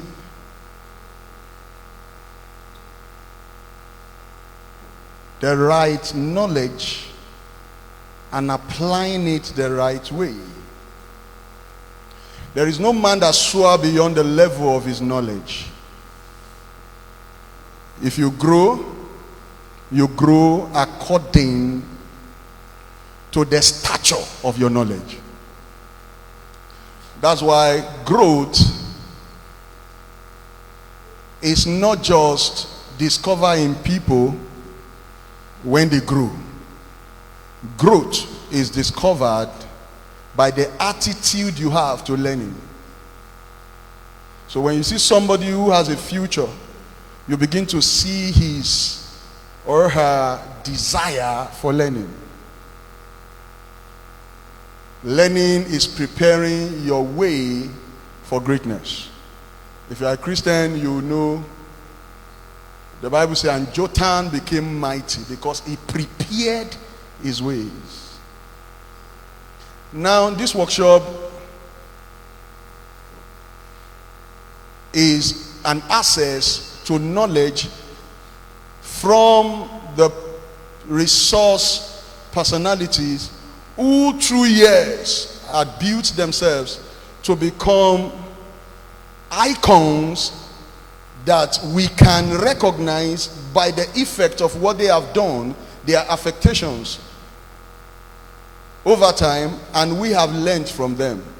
Today, I'm privileged to have among us in this house not just a father but a mentor, not just a mentor but a teacher, not just a teacher but a lover. You know, when you have fathers who had moved from being a father to become a lover, you enjoy some level of presence, and that's why he's here today. I remember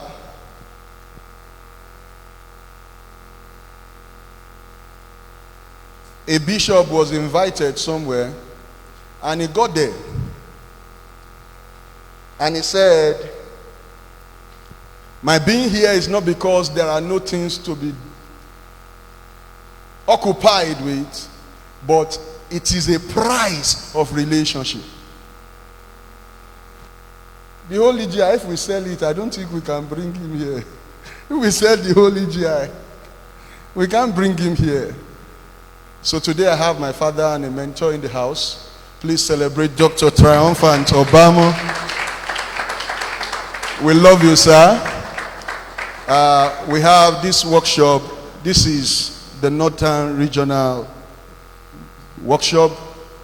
We thought it wise to just have this workshop, and we have few centers and their representatives here for this workshop. And that is why the notice was so short. We just want to have an impact of your presence here, and we are happy that you are here. And it is not taken for granted. We love you. Come on, can you clap your hands?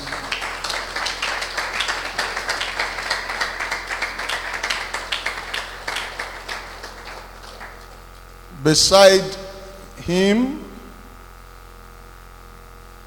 is another wisdom bank and a treasure for our generation. She has not just affected her own nation, but also beyond the nation and the continents of the world.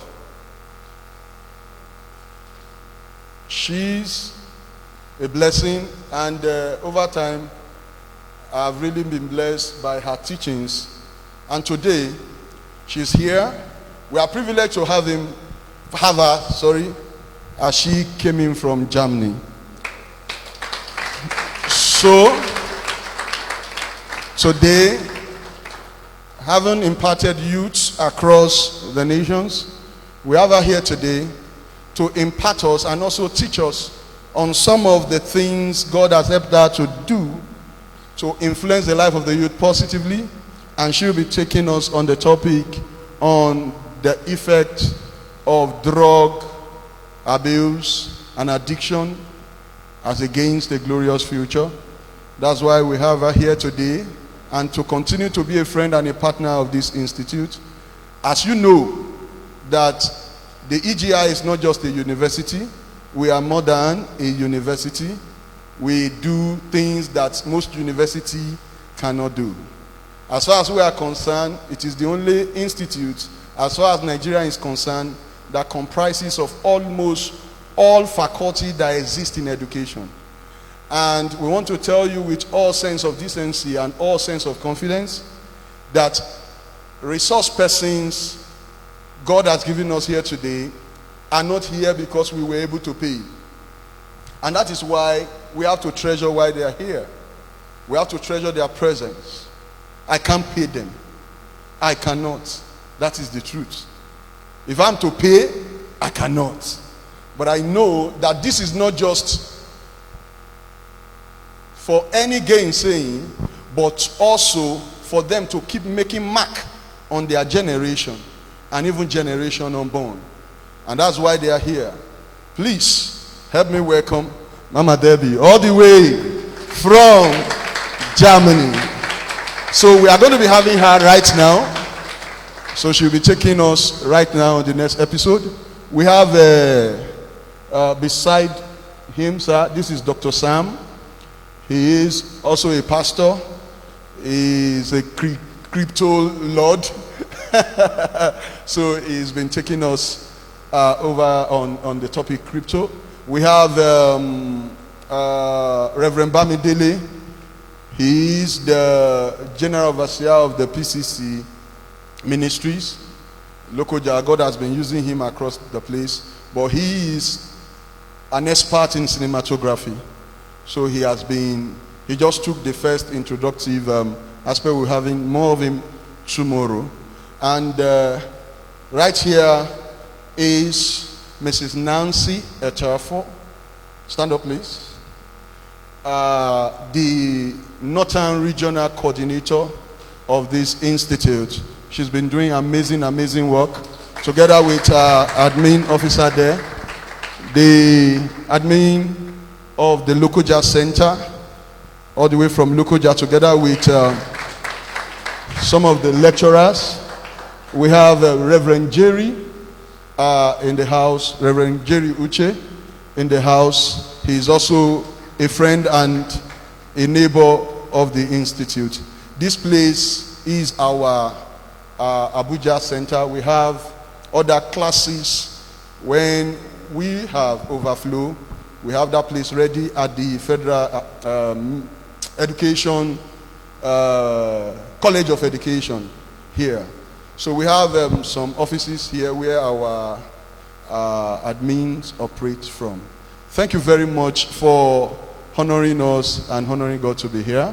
Please make welcome Her Excellency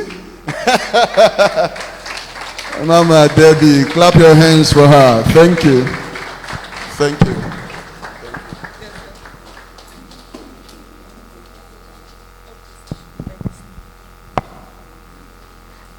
Good afternoon, everybody, and please, you may be seated.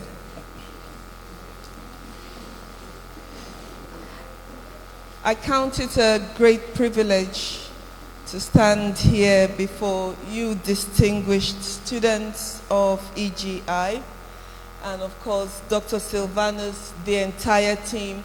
Thank you very much for the opportunity to be here. I also thank Pastor Triumphant for the opportunity to be here as well. Thank you also, Reverend Bankole, for the very inspiring. We've been watching as we on our way. We've been watching and following everything that has happened here so far. Thank you very much. It has been a great, great blessing. Hallelujah. All right. Today I'm going to be teaching for the next 30 minutes on drugs and addiction, the enemy to a great future. Drugs and addiction, the enemy to a great future.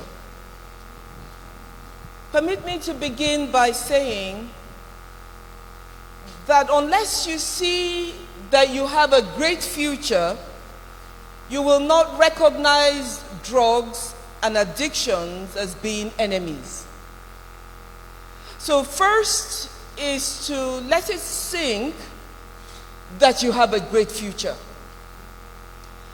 That where you are today is the least place that God has prepared for you to be. There is a place that God has prepared for every one of us to be, and I believe that that is a good place. The Bible says in Jeremiah chapter 29 verse 11, "For I know the thoughts that I think towards you, said the Lord, thoughts of peace and not of evil, to give you an expected end." But you must picture your future. You must see that that future, you must already have a blueprint of where you are going. If you see a parcel of land, before the builders have come in, before anything has been done, there is a picture. There is always a picture at the beginning, at the entrance to that land, that tells people that although it is a barren, virgin land, it is going to look like that in the end. So you must have a picture of your future. Begin to imagine what you're going to be doing 10 years from now, where you're going to be 20 years from now. Finished with your education, making impact across the nations of the world, that takes your imagination. So you have a glorious future, but if you don't know it, you give room to the enemy to steal it. What is addiction? I also realize that this is an institution of higher learning, so I'm not preaching. Amen. I'm also a student myself. I'm also a teacher. I teach 18 to 20-year-olds, and I'm also a PhD student at the Trinity College in Dublin. So I do a lot of commuting. I live in Germany, I work in the Netherlands, and I study in Ireland. So I'm permanently moving. You say, I call it adult education. All right, because although I finished university, or my first degree, in 1989, I don't think many of you were born around then at all. Finished in 1989. Yes, and then did my master's in the Netherlands from 2013 to 2016, and now I'm doing my doctorate, almost rounding up across the seas in Dublin. So it's all a lot. Praise the Lord. Now, what is addiction? What is it? Addiction is having a strong physical or psychological need or urge to do or use something.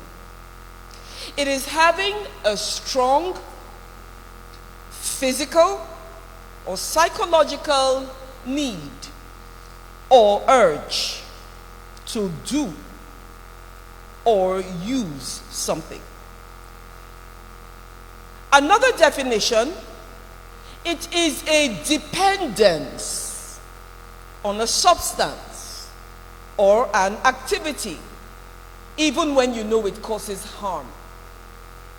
It is a dependence on a substance or an activity, even when you know it causes harm. So when I'm talking about addiction, I'm not only talking about drug addiction, I'm talking about several categories of addiction, and I'm going to focus on 3 types of addictions. One, there is substance addiction, which includes alcohol, medication such as anxiety medication, whatever it is you are hooked on. Sometimes also some of these medication may be given to you by your doctor, they may be prescribed, but you are in so much pain that you keep taking them, and it gets to a point, even when the doctor says don't continue, you keep getting them from any source because you are hooked. The next type of addiction is drugs, and amongst many, it includes marijuana, heroin, amphetamine, cocaine, and the likes. That's drug addiction. But then there's the third, which is behavioral addiction. And behavioral addiction includes gambling, food addiction. Someone say, I know seafood chop. Where is the food addiction? There are people who are addicted to food. There is gaming. I know I was attending Weight Watchers for quite some time, and there was a man who was about 170 something kilograms. And he had already lost about 120 kilograms. That is, in himself, there are 3 or 4 of us.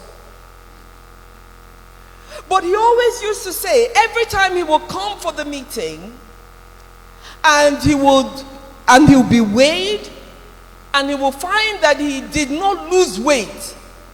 In spite of doing everything they said he should do, he used to say the very first thing he would do is leave the meeting, go to the shops and buy 1 kilo worth of chocolate. 1 kilogram. And sit down, and within an hour, he has finished it all. That is food addiction, and it has consequences. There is also gaming addiction. You are tied, it's on your phone, it's on your PlayStation, it's a gaming addiction. It is possible to be addicted to all of these. What are the causes of addiction? I'll give you 5 P's. There are causes of addiction, and I've put them into 5 P's. P1 is peer pressure. Everybody is doing it, so you do. You go for a party, everybody is drinking, so you drink. Somebody gives you pot, so you smoke it. Somebody is taking cocaine, so you test it. You try it. You try it because of your peers. You are under by peers. That's number 1. The second cause of addiction, and the second P, is parents. You say parents? Yes. By under parents, you think about genetics. If you have a tendency to abuse substances, it may be because you grew up with parents or members of a family who are addicted. All right? I read about two brothers who were sons of an alcoholic. Their father was an alcoholic. One brother became what is called a teetotaler. A teetotaler is somebody who will never drink. Completely, never drink. He became a teetotaler, but the other one was completely addicted to alcohol. He had the same challenge his father had. So if you are suffering from any form of addiction, it may be because it is genetical. It's coming down the line. Somebody in the family line had it, so you have a propensity for it. You have a predilection for it. As soon as you see it, you gravitate towards it because it's in you. So under parents, you have genetics, you have early exposure. Your father is drinking beer. He tells you at a point, he gets up and goes and leaves the glass there. The remaining one, the child takes it and decides to taste it because he sees the way the father is drinking it, man. There must be something there. There are people who are smokers today because their parents are smokers. So there's early exposure to it. Under parents, again, there is lack of parental guidance. Nowadays, mother is working, father is working. Both of them are so busy, nobody notices when the child has gone astray. Nobody notices. You come back late. You come back, where you went, what you took. Nobody asks you. Nobody notices that something has changed. That a child that used to be friendly, lively, suddenly is isolated. Always in the room. Door locked. Always sad. Nobody has noticed because there's a lack of parental guidance. And the last under that parent is environment. As I said, early exposure. Number 3P is partner. So there's peer pressure, there's parents, and there's partner. Who you enter into a relationship with can influence whether you have an addiction or not. All you have to do is look at Whitney Houston and Bobby Brown. Because Bobby Brown was into drugs and Whitney was into alcohol, they became a mix of what? They were bound, it was bound to be catastrophic because her partner, she did not have an addiction at the start, but by the time she was in the relationship, and the world still mourns the loss of such a great voice, but what happened to her was her relationship. People, if you are in a relationship with somebody who drinks, you will drink invariably. If you are in a relationship with someone who smokes marijuana, you will taste invariably. So who you partner with, your relationship matters. Number 4P is past. Your past.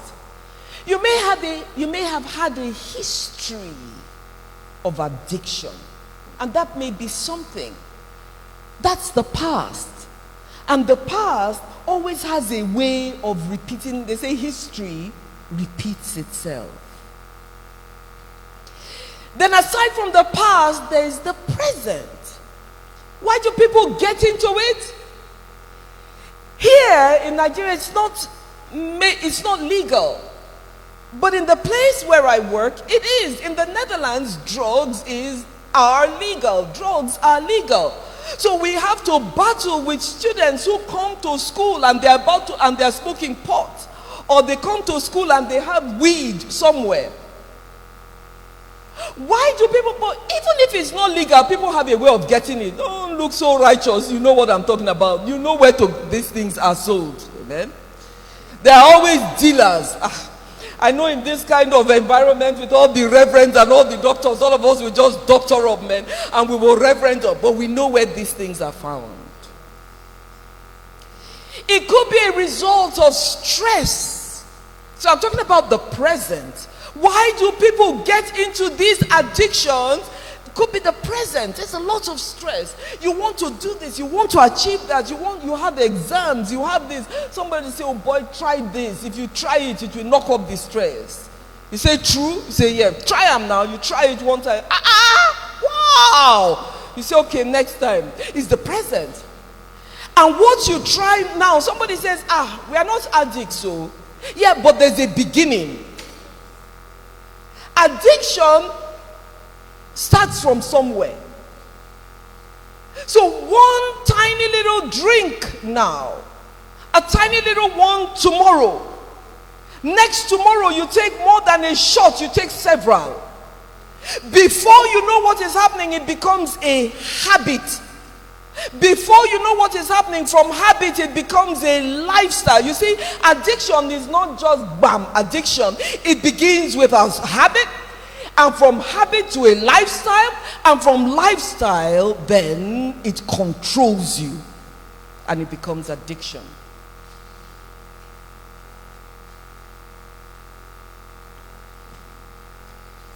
Now when we talk about, we have talked about several things already, talked about the 5 P's. The Bible says, be not deceived, evil communication corrupts good manners, so watch your partners.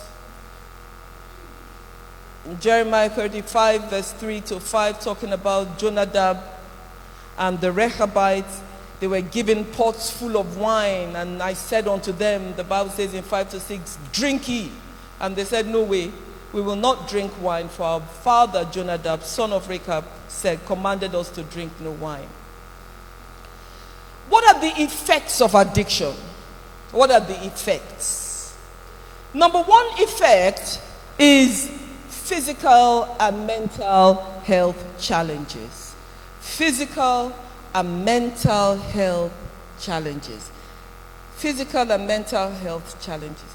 You see, the thing here is that drugs interfere with how our neurons send and receive and transmit signals. Drugs interfere with the transmitting of signals in our brains. It interferes with them and disrupts them. It goes to the part of the brain that is responsible for positive motivation. There's positive motivation where you wake up in the morning and you are happy, you go to work, you go to school, you are positively engaged, you are positively motivated. What drugs do is that they tamper with it so that you are only positively motivated when you have had something. So you will not be positively motivated except you have taken something that gets you high. But aside from taking you high, at the point it also affects the part of your brain that is supposed to guard against irritability and stress, so that you find that your low is a crash. You need the drug to go high, but without the drug you are in pieces.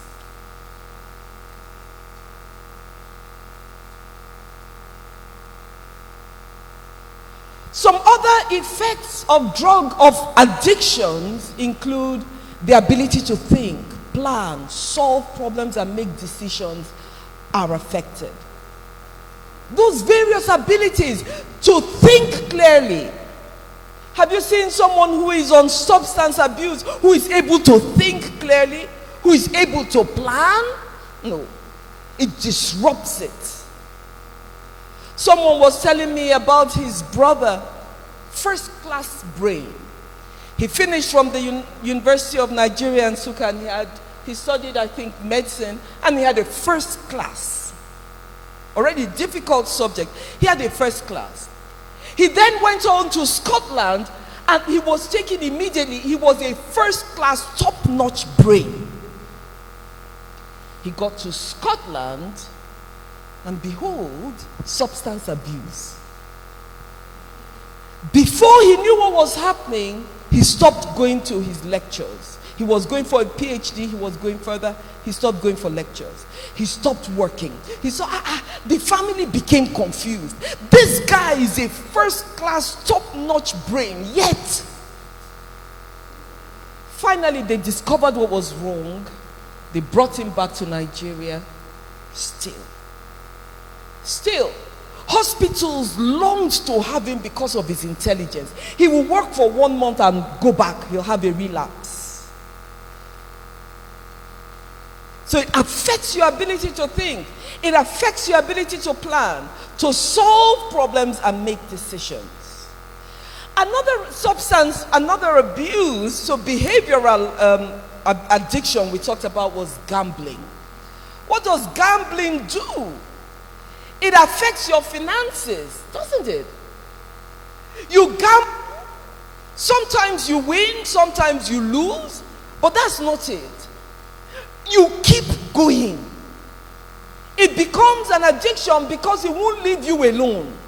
You keep hoping that the next time you will hit jackpot until all your resources, all the resources of the person are gone, not yours. Food addiction leads to obesity, diabetes type 2, all sorts of health challenges because the person does not know to control. And you think, oh, that's not a big addiction. It is. It is. Gaming addiction. I have students who are addicted to gaming. 3 a.m. they are still awake.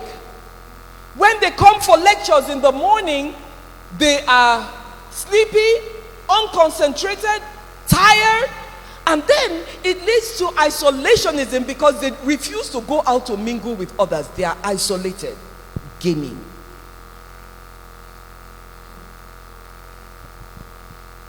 There are 5 ways I have listed here to prevent drug and other addictions. 5 ways. Number 1, understand how substance abuse develops. And that's why you are here. Without knowledge, people think, oh, it's just, as I said, it's just a glass. Before you know it, it is more than 1 glass. It's 2 glasses. The next time it is 3 until you can't do without it. Then it has become an addiction. So you understand how substance abuse develops. Number 2, you avoid the temptation. There's a party somewhere. Even if they are not going to serve, you know yourself that in that party you will find alcohol. Am I talking? Even if they serve Fanta. I went for a wedding of a man of God's daughter, and they only served non-alcoholic beverages, please. There was a table, however. Those guys went out and brought booze. They sat by themselves. They say, Pastor will not buy for us, we will buy for ourselves. They sat down, put it by the side there, and drank the thing proper. Avoid temptation. Where do you go? Some people are addicted to pornography. Now, it didn't start with, as I said, it's not an addiction until you cannot stop yourself. You watch the first time, then the next time, then the next time, the next time. So the most important thing is to cut it before it starts. Amen. Recognize that this thing is addictive. Sex is addictive. Pornography is addictive. What are you watching? Nowadays, it's more readily on your palm top, your tablet, your mobile phone. Everything is offered. Thank God for the World Wide Web. We have knowledge, but there are all sorts of things offered. Be careful what you watch. Number 3, learn to say no. Learn to say what? No. Recognize your own weaknesses. Remember, we've talked about genetical dysfunctioning or genetical propensities. We've talked about those. But learn to say no. Your friends are doing a lot of things. Change friends. Your brothers are into this and this. You can't change brothers, but you can learn to say no. Number 4, seek help. Somebody say seek help. See, the problem is, sometimes we battle, but we refuse to share because we are afraid of what people think or will think about us. Find somebody you can confide in and say, listen, I'm battling. A cousin of mine and her husband, I usually stay there, and I know the man. He's a very homely person. Do anything for his children. I just arrived, he opened the door. I looked at him and I said, something is wrong here. He looked at me as if he was looking through me. I said, what is wrong? Okay. The children were crying. He was at home. He was in a state of, stupor. Could do nothing. He was low. I kept wondering, what is wrong? This man is a PhD holder, a first-class brain. What is wrong? The next morning, the wife knocked on the door and said, my husband is an addict. He's addicted to alcohol. And his own, he will drink to stupor. He won't know where he is. You can touch him, he won't move. He'll just be there. The children, so at that point, he had finished drinking one of those nights and he insisted on driving. Herself and all the children were in the car. She said he will go to the right, he will go to the left, he will go to the right, and he will go to the left. I remember I called on our daddy here, Pastor Triumphant. He prayed with him, ministered to him. We stayed together ministering to him, pleading the blood of Jesus over him. It was a battle. Today, he is completely substance-free. Completely delivered. Completely delivered. So you need to seek help. In case you find yourself trapped, this is the last slide. In case you find yourself trapped, what are the keys to winning the addiction war? I'll be done in 2 minutes. What are the keys to winning the addiction war? Number 1, acknowledge your addiction. Acknowledge you have a problem. Acknowledge your addiction to God and to a trustworthy person.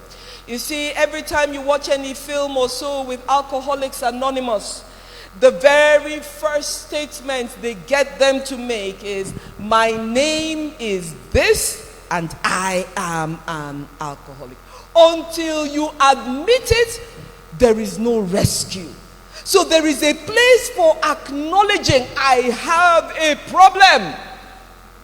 Stop saying it's just this, it's just this. So acknowledge your addiction to God firstly, and find a trustworthy person who will probably become a mentor. Number 2, you can ask for God's help and ask for help from a mentor. This person I was talking about, cousin's husband, we made it a point. I had to ask him, where do you buy the alcohol from? Tell me the exact shops. Do you go to the pub? He said, no. Where do you get it from? Because it's nowhere in the house. He said, that shop and this shop and that shop. I said, in essence, you will not go to that shop and this shop and that shop without your wife again. Every time you are going, go with your wife. Don't go shopping alone. Because when you are there, after you have bought the things that are necessary for the house, you'll be tempted to pick up the drink. He will buy it there, open the car, sit in the car and finish it before he gets home. It's a risk because he can have, that's drinking under influence, isn't it? DUI. Number 3, avoid the triggers. Avoid the triggers. There are things that trigger addiction. There are things. Avoid the triggers. What are you watching? If you know that you can't help yourself, once you click, you are watching pornography, then make sure you keep your phone, leave your phone alone. Make sure there is somebody you can be accountable to. Watch what you watch. Where you go. So if you're going to win the addiction war, avoid the triggers. For some people, stress is a trigger. Number 4, I've given you A's, A, number 1, acknowledge. A, number 2, ask. A, number 3, avoid. Acknowledge, ask for help, avoid the triggers. Number 4, accept that there's a way out. Accept there's a way out. Never see it as the end of the road. Accept that there's a way out. And number 5, attach yourself to a proven recovery plan. Get on the path. Go online. Seek counseling. Seek help. But attach yourself to a proven recovery plan. Thank you very much. And that is it for today.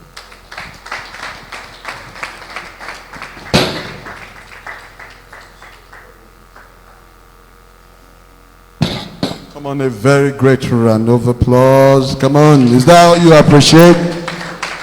Clap those hands now.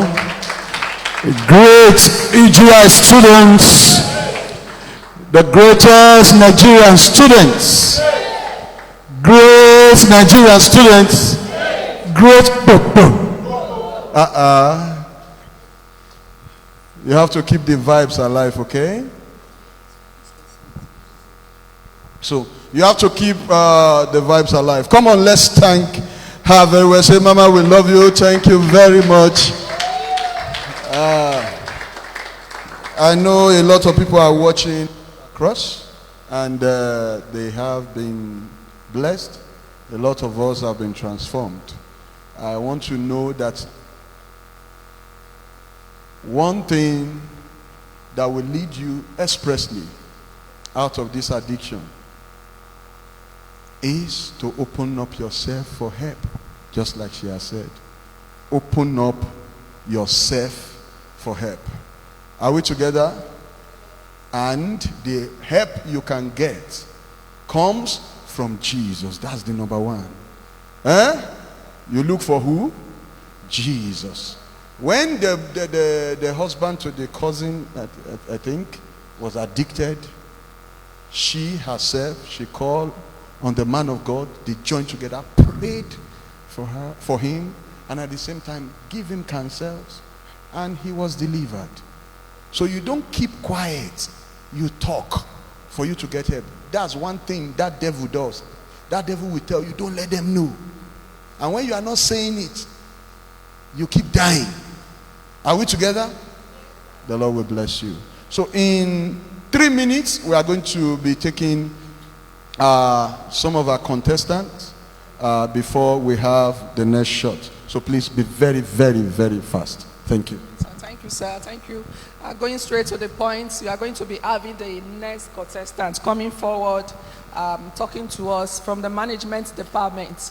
We are going to please listen to them when they come and encourage them when they need encouragement. Her name is Francisca Chukwuemeka. Please come forward. She's from the management department and she's coming from Zuba Center, FCT. So introduce yourself. You have just 3 minutes and go straight to the point.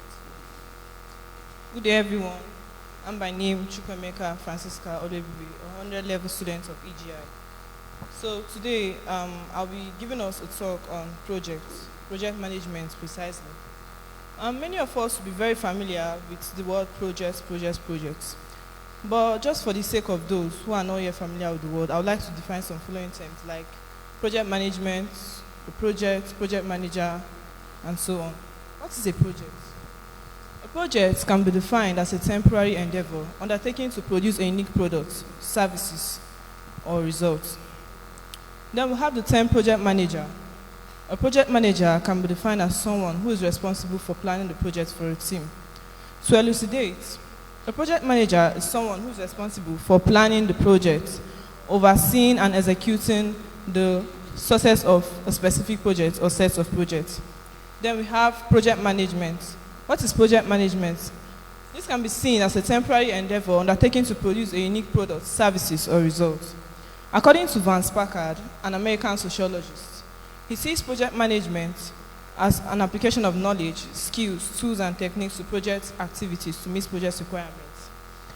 So now I'll be giving us some steps to project management, because for you to be a good project manager, you must have some step-down rules you need to follow to be a good project manager. So some of these project management steps involves initiation, execution, planning, monitoring, control, and closing. Under the initiation, this is the stage where you define the project, the scopes and objectives, and your goals, and what you tend to deliver as a project manager. Then we'll move to planning, because you cannot just go to execution when you're handling a project. After initiating the plan, you first of all move to planning before you execute, because in order for your project to be a typical project, you have to move to planning before executing. Planning is the stage where you plan how you want to carry the project out, how you want the project to be, how long you want the project to last. Then we'll move to execution. Carrying out projects, tasks, activities, and deliverables. Yeah, in the state execution, this is where you carry out the project, how you want the project to be. Now, this is when the project is in process. Then, in the stage monitoring and controlling, it depends on how the project manager wants to monitor the project in order for it to be a typical project and not to be a troubled or deviated project. Move to closing. This is more like the end of the project, when the project is coming to an end. Then we talk of some of the responsibilities of a project manager. He or she is going to estimate duration, the time with which he wants the project, or he feels like the project is to last. He or she is going to estimate duration. He or she is going to be responsible for the working of the project. He or she is going to come up with what the resources need for the project. Then he or she is going to be responsible for the running of the project. He or she is also going to help to uphold the team members from outside forces that will disrupt the work, from outside forces that is going to make the project deviated. So now, in order for this project to be a typical project, you have to go through the life cycle of the project. Now, in this life cycle of the project, we have the beginning stage, or the starting.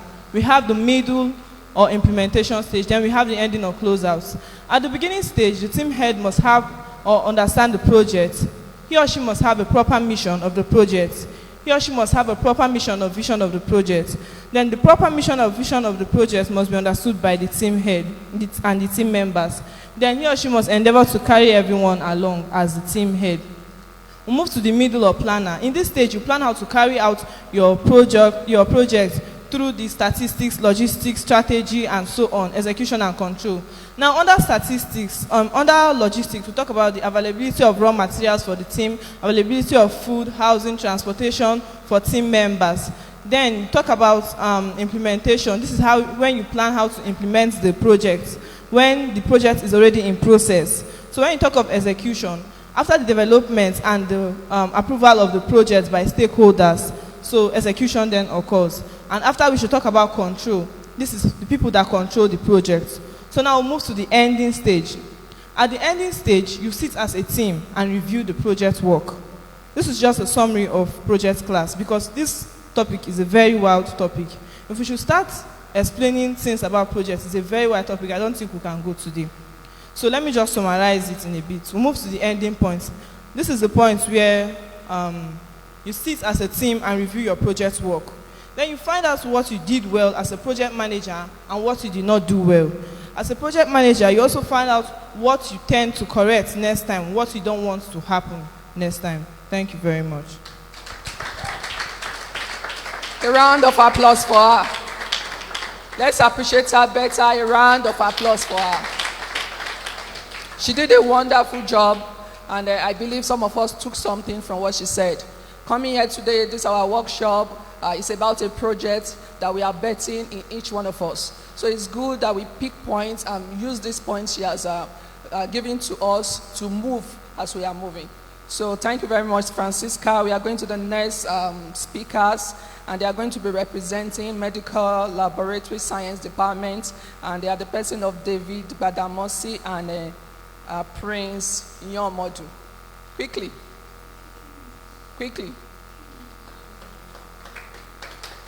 So you have 2 minutes, and your opponent, your second person, have 1 minute. Good afternoon. Good afternoon, sir. Good afternoon, ma'am. Good afternoon, my fellow student. Good afternoon, my fellow student. My name is Nyamadu Chinemariam Prince, and 200 level second semester, and public health department. So I'll just explain what I need to be explained, and I'll leave this place. And the topic I'm giving is environment. It's on environment. Are you hearing me? Sorry. It's environment. So environment here refers to the surrounding and condition in which a person, animal, or plant operates. You understand? So when we talk about environment is not just only your house, only where you live in, only your room, your toilets. No. Environment encompasses of where you stay, what's around you, everywhere around you. So environment. This place is an environment. Going forward, it encompasses various aspects, which include we have type of environment. The number one is the natural environment, which is the physical environment. We have the air, we have the water, we have the land, we have the climate, we have the weather. This is an environment. We can't live without water. We breathe in air, as we're also said here. Please, are we getting the point? So we move to the second one, which is the built environment, which is this infrastructure. We have the buildings, we have the roads, we have the bridge, we have cities. This is just like a city. Hallelujah. We have the road. We have the road where we have the. Please, let's be here, please. We have the road, we have the bridges. The third one, we have the social environment. We have the cultural, emotional, and mental context. We have the feelings, we have the perception, we have attitude. That is our mind alone. Our mind alone is an environment. What you think, just like what Mama said, that's another environment. That's what builds you as a person. You know, when you're in a corrupted environment, you see that someone is corrupted. You see an agbero. You see someone who is educated. You see a different person. What comprises of these people are their environment? The fourth one here, we have the psychological environment. That is the thought, the feeling, the perception, which I just said right now. Then we have, moving to the next one, I'll just be quick. We have how to maintain a clean and maintain a healthy environment. The first one, we have reduce. That's water reduction, energy consumption, then water conservation. We have reuse, repurpose items. We have get creative reuse, like turning old jars into planters. Use usable products. We have share and borrow. Recycle. We have proper disposal. You don't just eat and just fling things anyhow. It's not proper. Look for a waste bin to dispose things. That's what keeps us in a healthy environment.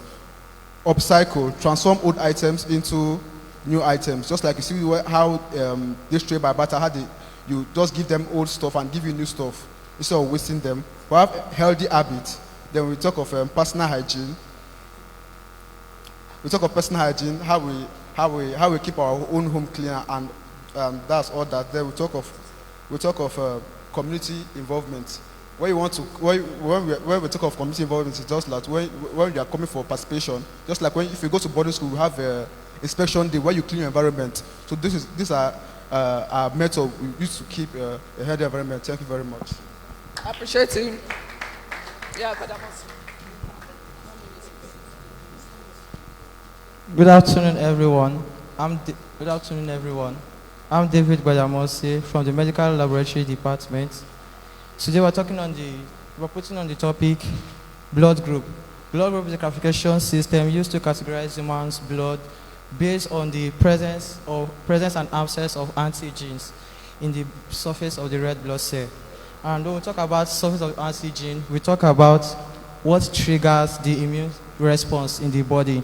So the uses of blood group is to know, the use of blood group 1 for blood transfusion. We want to know the compatibility of the two, either from the donor and the recipient, if they are compatible together, so that it will not cause some immune response to foreign antigens. And the second one, we talk about forensic science.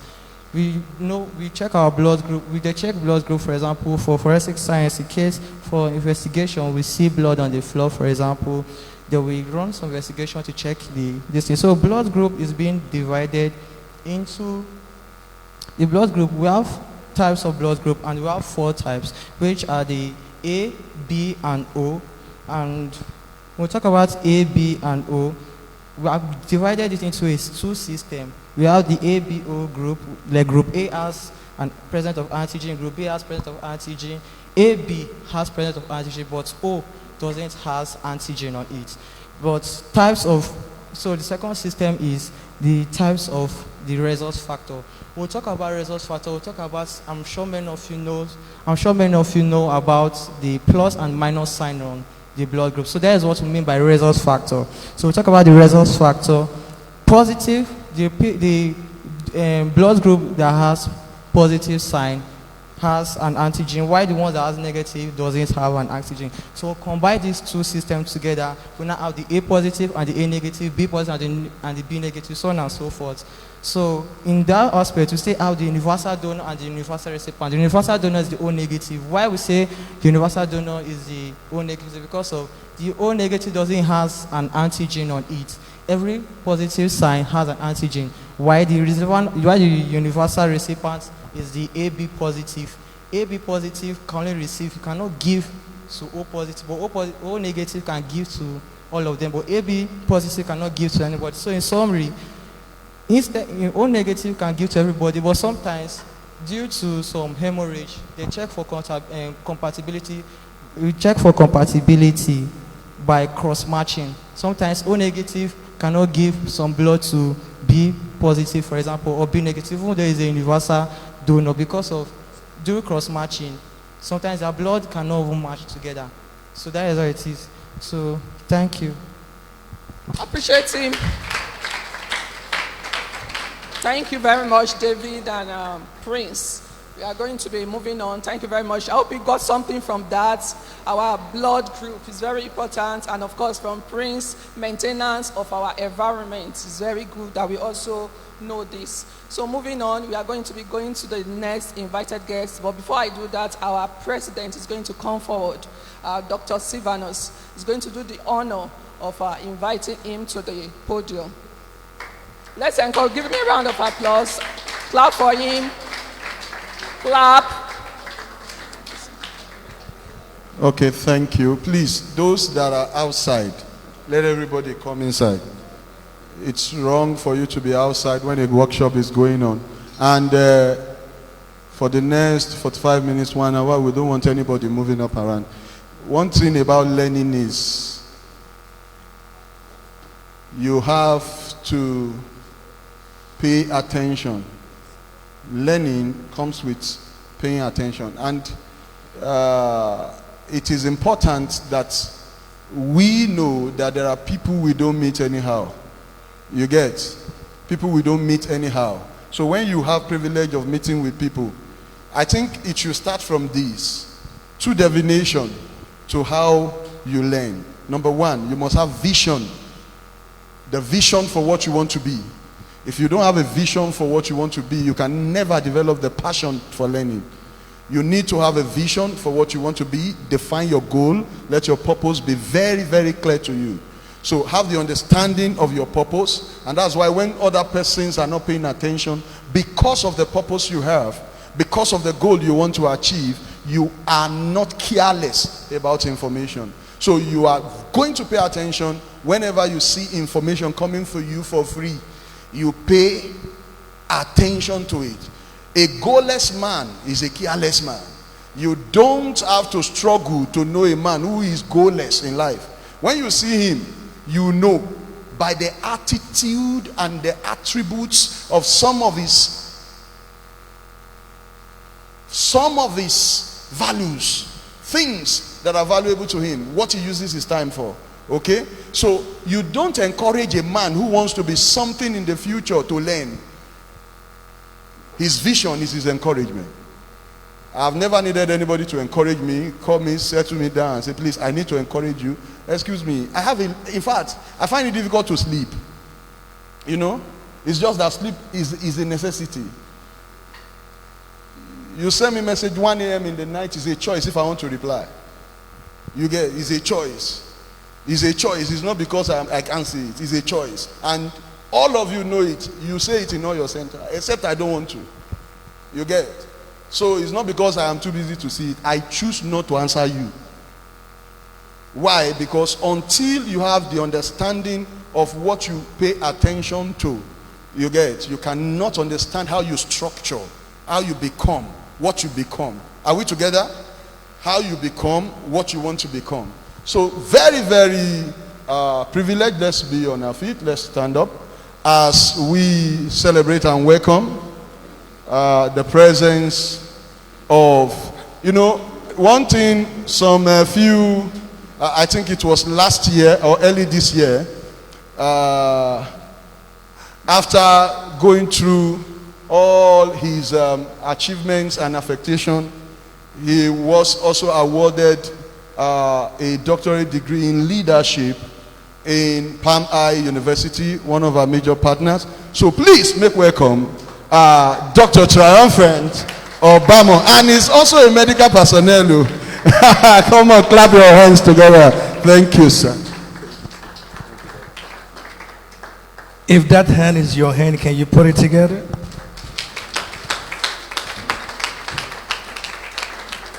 You know, those who are putting those hands together are those that will be applauded tomorrow.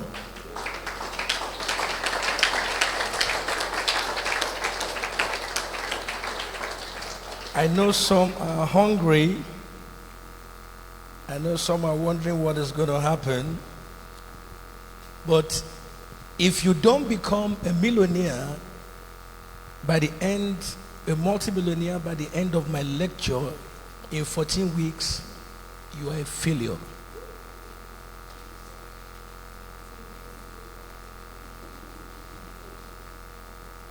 I'm serious. I'm not here to come and see how your school is.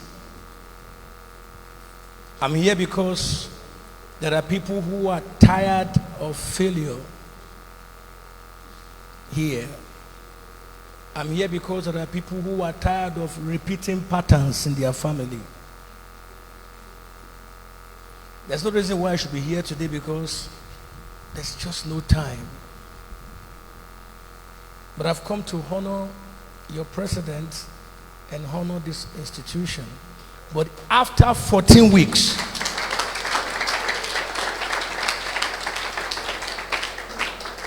maximum 3 months, if you have not touched your first million,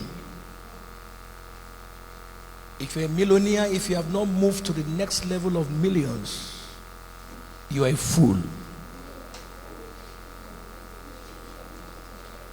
So if you like, listen. If you like, play. 20 people in their 20s will not be in the same place, same level in 20 years. There are many of you who are here and destiny has made you to hear this message because you are the one that will change the story of your family. But there are some who are here, they are just here because their parents forced them, and they will serve others. They will do, even after they have gotten BSc, MSc, they will still serve as laborers. There are master's degree holders who are teaching in primary school because they didn't learn this, and I want to tell you now.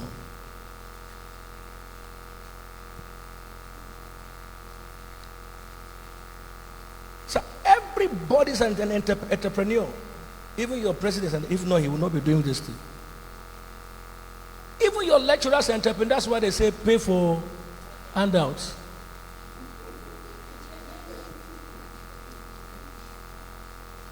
I have some lectures by the nursing department talking about cholera. If all you do is just teach cholera and not develop how to prevent cholera and manage cholera, making money through it, you're a fool. If you like, listen. If you like, don't listen. But I was telling Dr. Deborah that if you cannot pay for the cost of a seminar, pay attention for the content of the seminar.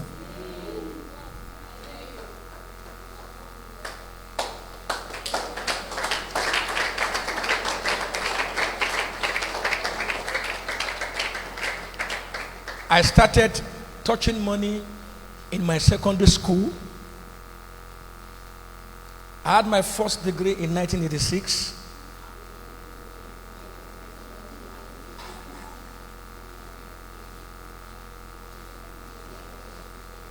My first son became a multimillionaire while he was in the university.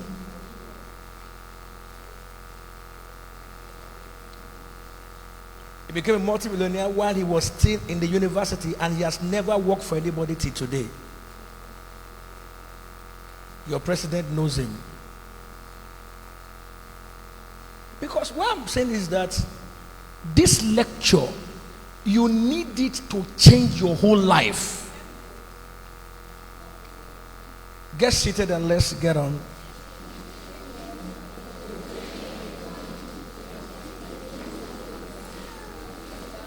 Effective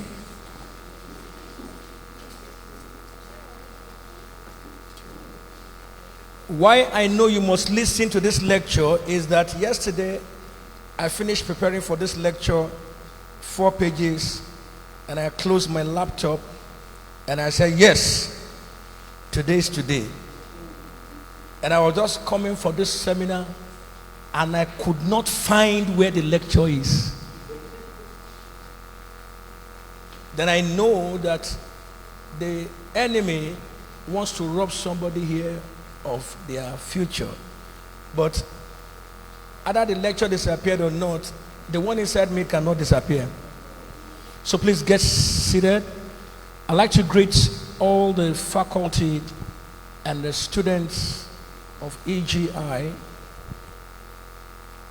Good afternoon. May I appreciate the leadership, the management, the faculty and staffs, lecturers, great students of EGI, particularly those that presented today. I've been listening to all the presentation, and each of the presentation matters a lot. For example, if you want to marry and you don't know your blood group and your real sort factor and all this thing, may you not marry the wrong person. Because medical compatibility is crucial in marriage, so that you don't live your lifetime sorrowing. Well, to go on, what is the objective of this, my lecture?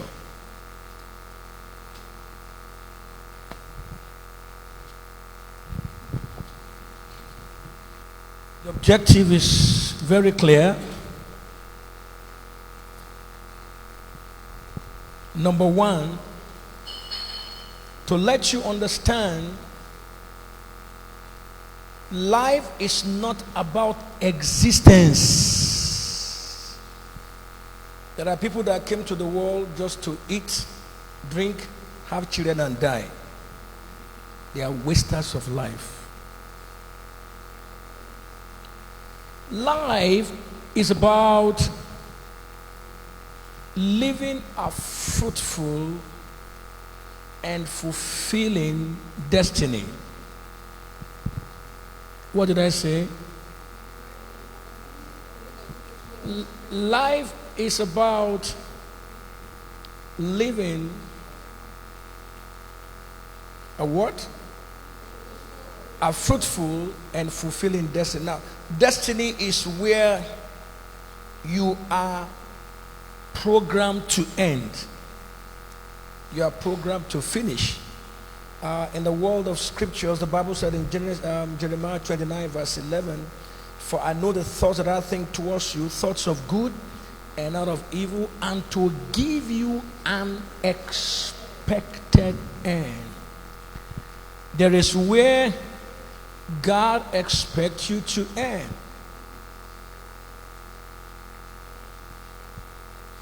Now, without a purposeful life, you will not have a fruitful life.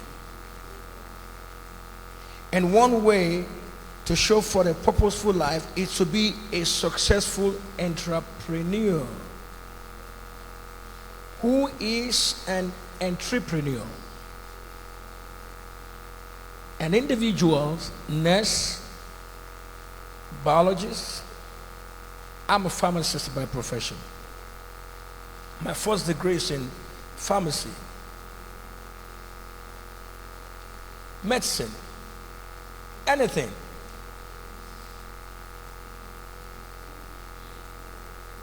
An entrepreneur is, no matter your profession, no matter who you are, ability to create a product or generate a service that you amplify on a business template. For example, if this school does not have a business template, it will never succeed. If you are a nurse, you don't have a business template, you will live your life serving in a hospital. If you're a lecturer, you don't have a business template, you will serve your school as a lecturer and have nothing to show. So a lecturer will have a business entrepreneur template by having books, writing of books, creating a consultancy services to organizations, industries, etc., partnering with organizations. If all you just do is sit down to lecture, then you are a fool.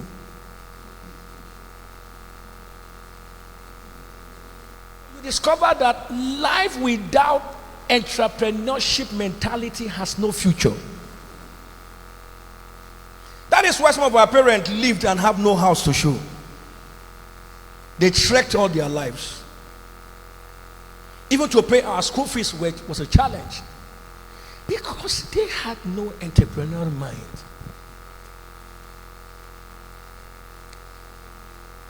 Today, in all nations of the world, entrepreneurs contribute largely to the global development, social development, economic development of every nation, including their GDP.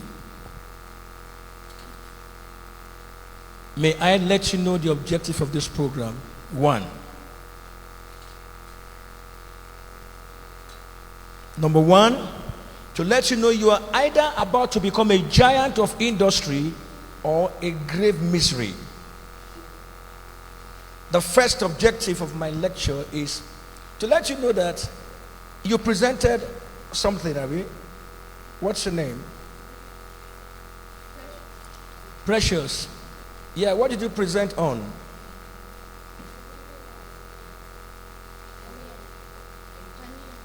Anya. Clap for her.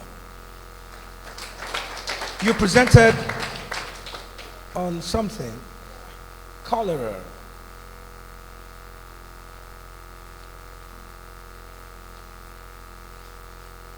You are either about to become a giant professor in the future, giant lecturer, giant nurse, or you are about to go into the grave of misery. You just went to school, nothing to show. I forbid it.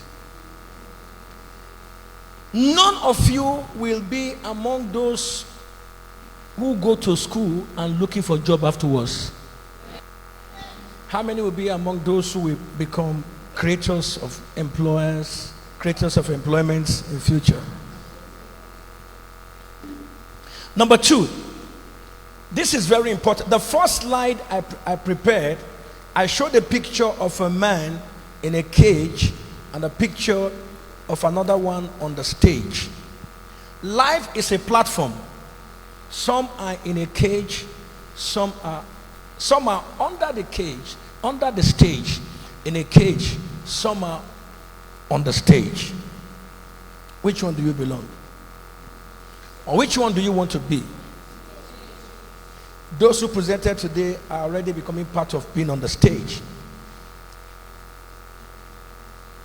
Only successful entrepreneurs remain on the stage. Start now. I call it a butterfly syndrome. That butterfly was once in a cocoon.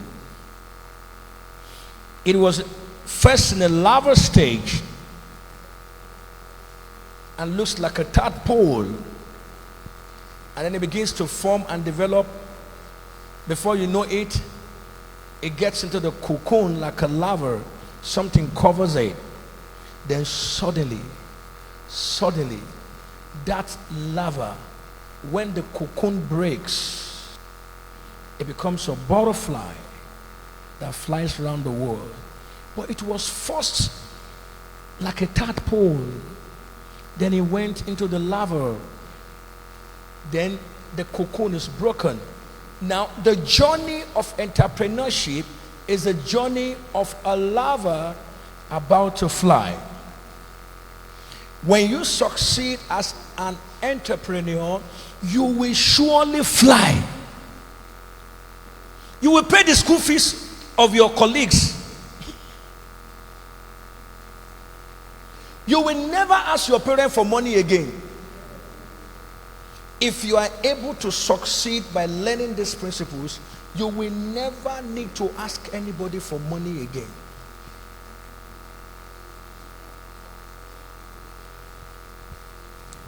Number 3, to enlist you among successful entrepreneurs via what I will soon show you. And number 4, what is objective? You are on your way to change the world in your multi-billion-dollar status. That is where you are going. That's your flying stage. How many see themselves as a multi-billionaire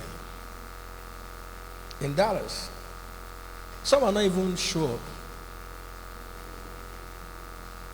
How many see themselves to command multi-billion shortly? How many? How many of the lecturers believe that they will command multi-billion? Lecturers, are you sure? If you listen to this course and you can walk out if you don't want to be a billionaire.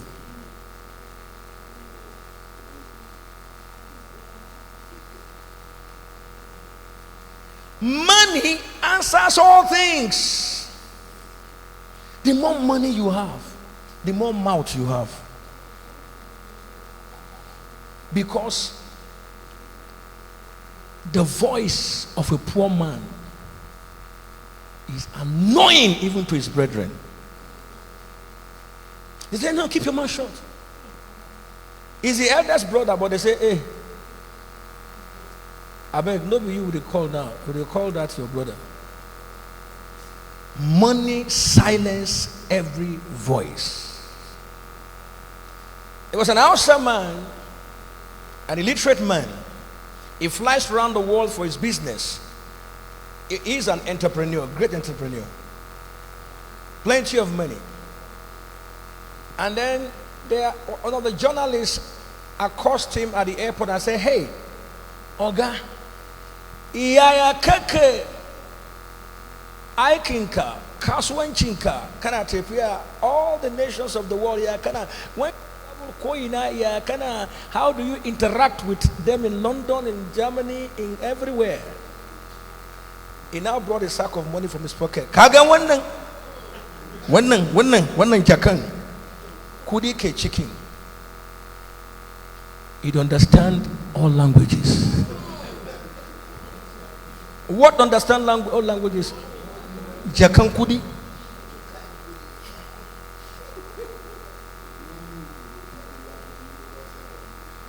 I went to a program.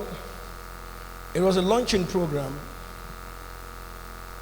I was just invited normally. And people were contributing. I didn't announce my own contribution. I just made a quiet contribution to that project. Then, from the time I made quiet contribution, even though I said this must not be announced, they made me chairman of the whole program.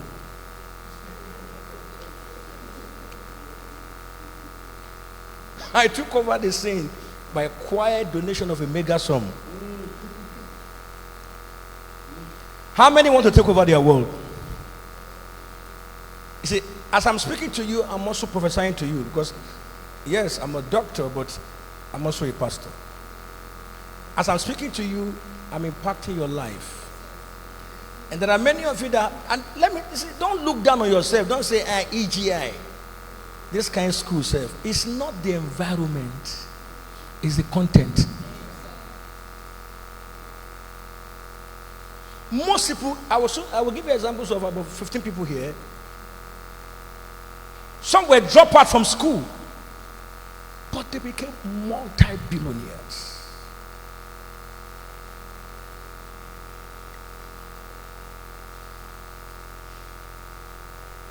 Ben Carson, he didn't finish from school, but he was one of the leading surgeons of the world.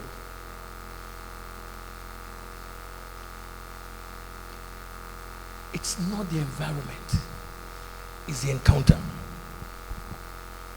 Lift up your right hand and say, from today, I can. Many of you know that song.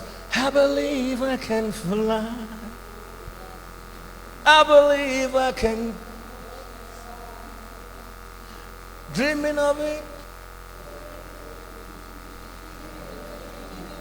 and fly away. Okay, who knows that song? You know that song? Let me see your hand up. Who knows the song? I believe I can fly. I believe I can touch the sky. I dream it of it every day. Stretching what? Your wings and do what?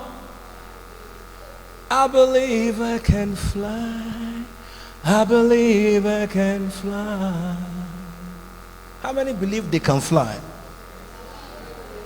After this seminar, you will fly. Now, food for thought before I give you the keys. Food for thought.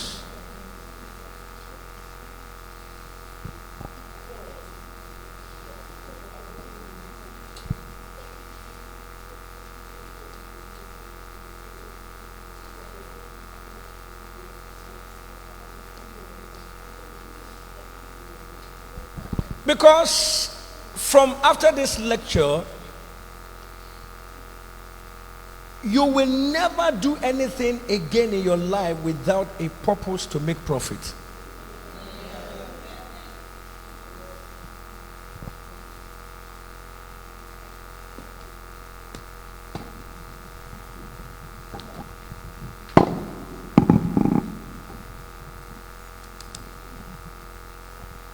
Let's look through this food for thoughts.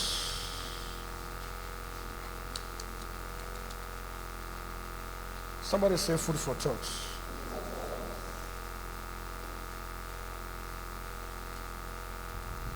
You know, your mindset determines your life stage. How you think determines where you will end. I begin my first food for thought. Number one, 20 people in their 20s in the same class or system will not be in the same place in 20 years because of the law of seed time and harvest. Why do some students become first class, some become no class? Because of seed time and harvest. Garbage in, garbage out. Do nothing, get nothing. Think nothing, see nothing.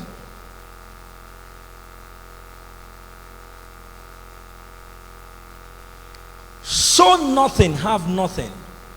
Create nothing, and you'll be named after nothing.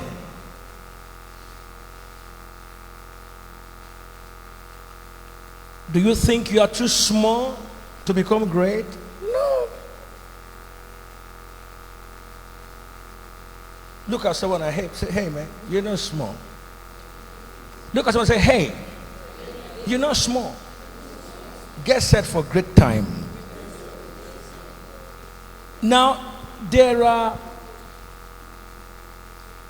some 15 people, young people, that became multi-billionaire this year alone. They are under 30. This year alone, they became multi-billionaires. This year. This year. This is from Forbes record. Number one is Francois Rehani, 25, founder of La La Land Kinder Cafe. What did this guy, what did he do? For Francois Rehani, one revelation changed everything. Just one thinking. Think nothing, see nothing. There are some of you who even make money from this school by coming to this school. You know why? You will see a problem that the lecturers or the teachers are facing. You will solve it and make money from it.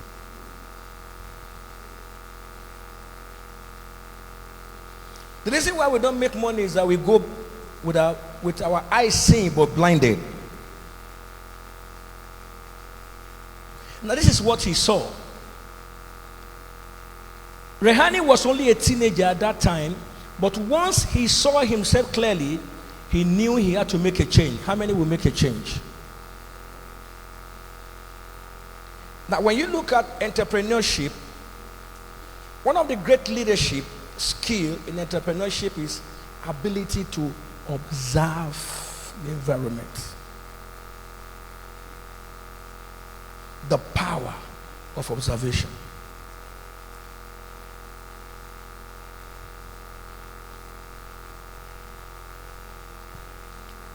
You get to a community.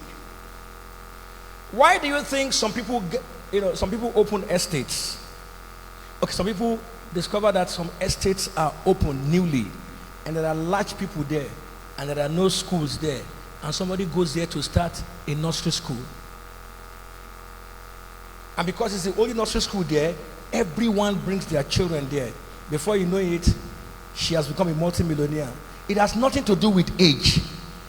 It has nothing to do with the power of observation. The first P, power of observation. The second P, problem-solving mindset. If you are able to solve a problem and you make people to pay for it, you have money. And my project for you, all of you for attending this class, my project for everybody attending the class, including lecturers and the president, my project for you for the next 14 weeks is to discover a problem that you will solve and make people pay for it before the end of the year.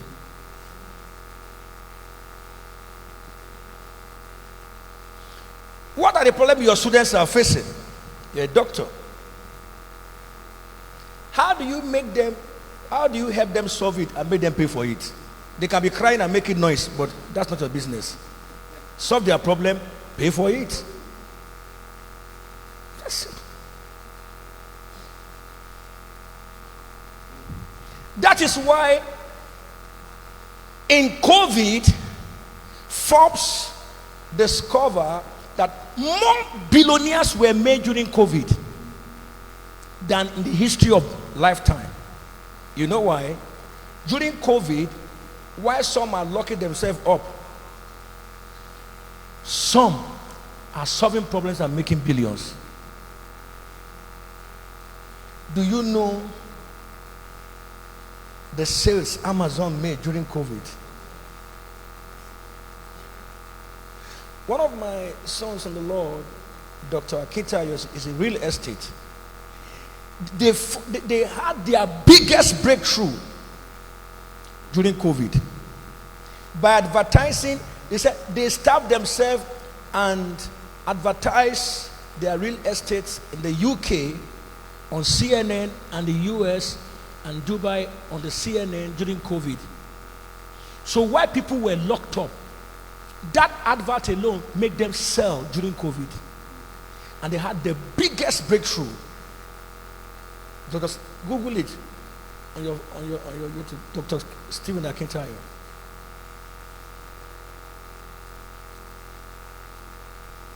So what problem did this guy solve? I'll let you know now.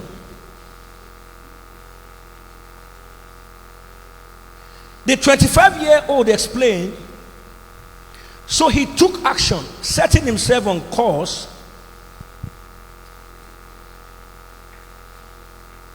Say he took action. Shout it. He took action, setting himself on a course for a new life in a new city and building a company that stands with one simple slogan: don't be a dick. That means don't be a fool. He started his company with a slogan: don't be a fool. Tell anybody, don't be a fool. Do something wise. Say it louder. Now, in the school of federal school in Oyo for learning impaired and disabled students, there was a girl who had nobody to pay her school fees. So this is what she did. I know the girl personally. So she made contact. She knew that students were always looking for bread. They go out to the campus to look for bread every morning to quickly drink tea and go to. So what she did is that she negotiated with a baker. So the baker would give her bread by night, supply her bread by night. In the morning, before the students wake up, she will, with her one leg, she will go around and all the students started buying bread. Then they now knew her room. They started coming to her room. Now, so she became the richest of the students, though she was physically impaired, and paid her school fees from there. Now, serve your environment and think of what to, for example, when I went on my youth service in 1986, I told myself I must be a millionaire in this school, in this camp. You can imagine a copper saying he wants to go to be a millionaire in campus in NYSC. So I sat down and I started thinking, what are the major things that coppers need? The first thing is photographs. So I bought a camera. And what I bought that time was wait and get camera. So I went to and I bought another one that you can develop. So I got to NYSC. So every morning while they are doing like this, I say, hey, post. So during break, I will run and print it and bring it in the next parade. I want to just say, eh. So I made so much money snapping. Then I asked myself again, what again do coppers like? They like going about. So I started a club called Coppers Tourism Club. I made so much money. So I organized talk program on throughout my NYSC days. for coppers who are NFAs. I was helping their NFAs and I was making money. Where you live now, what do they lack? Start solving the problem, make them pay for it. You can make hair and you are making hair for free. You are a fool. It's my colleague. Either it's your colleague, he should pay for the food you will eat.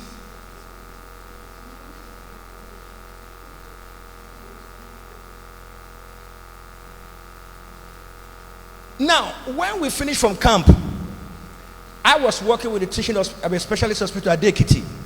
I discovered that the NYC has a farm and they produce a lot of eggs. And in the hospital I was serving, the staffs eat a lot of egg. So, you know what I did? I went to the farm and said, look, I want to be buying trucks of eggs. So I will go there and pay for bus load of eggs, and I will take it to the hospital towards closing hour. By weekend, every Friday. And I use 5 naira cheaper than what they sell in the market. So they will rush it. So my eggs were never enough. I made a lot of money. So by weekend, the coppers come to me. Those of them who have lost all they are broke. It's in my quarters they come to eat. I became the father of coppers. The first leadership trait with the first P is the power of salvation. Number 2, problem solving mindset. Now, how did this billionaire solve this problem? Look at what he did. He discovered that teenagers that were freed from foster homes, you know, in Europe, when you don't know how to take care of your children or your children report you to government, the foster homes takes over you. So he discovered that when these children come out, they don't know how to fit in.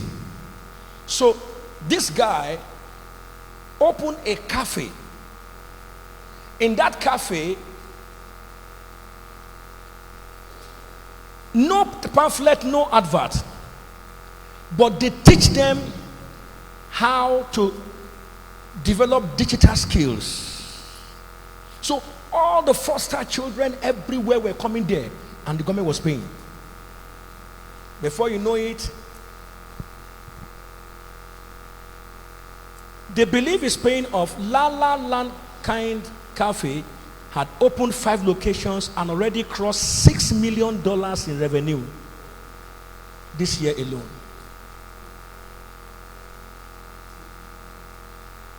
Put your hand on your head like this.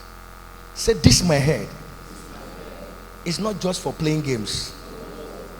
It's for thinking through. From today, I will have an open mind. I will understand my environment and I will take advantage of it. One more example before I begin to round up. What is the first P? I have 15 examples. I'll just give you 2. I'll give you number 8, and then I'll just read the points and then we close. Number 8 is Aaron Coles. A-A-R-O-N. You can Google it later. Coles, C-O-L-E-S. He's 22 years and founder and CEO of DriftNet Securities. Now, this boy, when he was in high school, discovered that always innocent children that become victim of school shootings. I mean, if you know, school shootings is rampant in Europe. How many of you know that? If you don't know that, somebody will just get mad and then start shooting children. So he now made up his mind that he will do something. Say, do something. Say it louder. This week, God will not allow you to rest until you do something. Either you say amen or not, you will not rest. Do something from, you might not make your $1 billion today, but make some money. Put your hand on your chest. Say, I vow from today to make money every day. Shout it.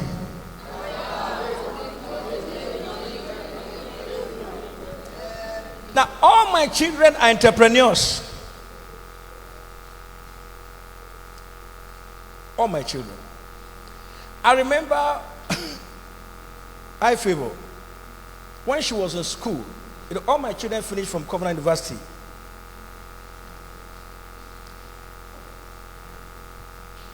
The first one opened a restaurant in the same school while he was a student, employed staff, and was making money. In her own case, and then all the company that is making his multi-billion, he registered them while he was in university. Don't wait until you graduate before you register your first company. In fact, if you are listening to me now and you don't register your first company in the next 14 weeks, God will not allow you to rest. I don't need to say amen. You will not rest. The spirit of this lecture will be troubling you, including you that presented on the you will not, because you have to do something. Instead of folding leg, do something. Say do something.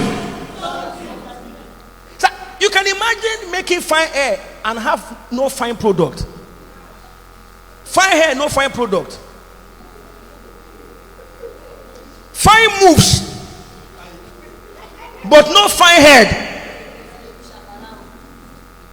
Fine beers, but no money. Now, if you are in this class and you don't have money, stop keeping beers. Crepe that beers with any beers without money should be creped. Any beers without money. If you see any of your class with beers, ask him for money. If he doesn't give you money, say, scrap it. Scrap it. What is the point of carrying beers?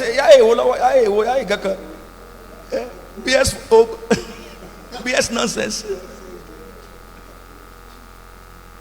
I want to provoke. My last daughter, while she was in school, she just asked me, I want to do project. Send me, I need money to buy printer. I bought the first printer. Then she said, I want to change printer. I said, hey, Cherry, is it project you want to do, or because the first printer is enough? He said, actually, I am printing for my other colleagues who don't have printers, and I'm collecting money from them. So they will print their project, they will finish their project, they will bring it to us, she will print it and collect their money. The only thing is that I now saw the way she was distributing the money afterwards. My name was not there. But you see, she was making money.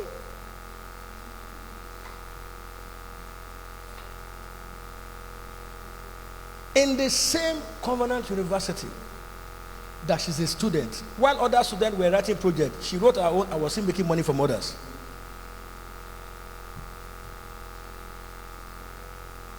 In case your school does not have photocopy, who told you you can't bring photocopy machine here and be collecting money from students?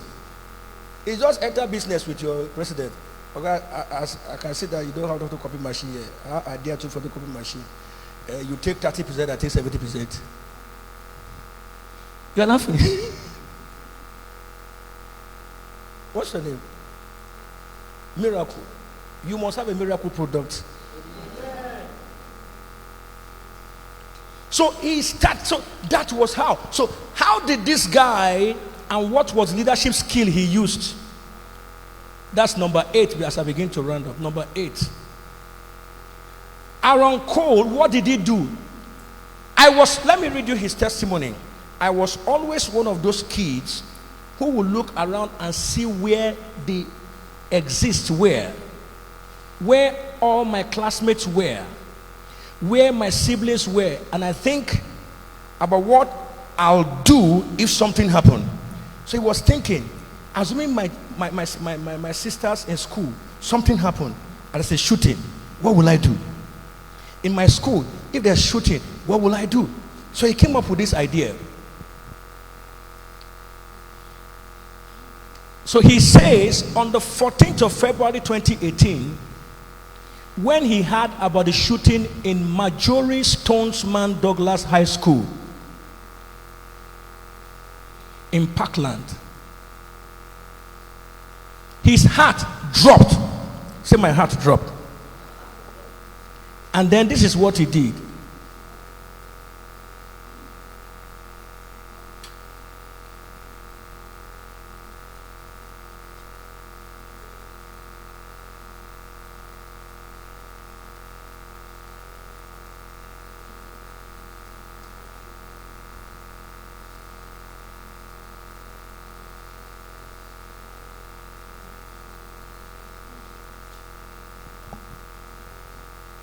So this is what he did. He set about building a robust security system. He wished every school had it. The security services provided to school resource officers and CCTV camera.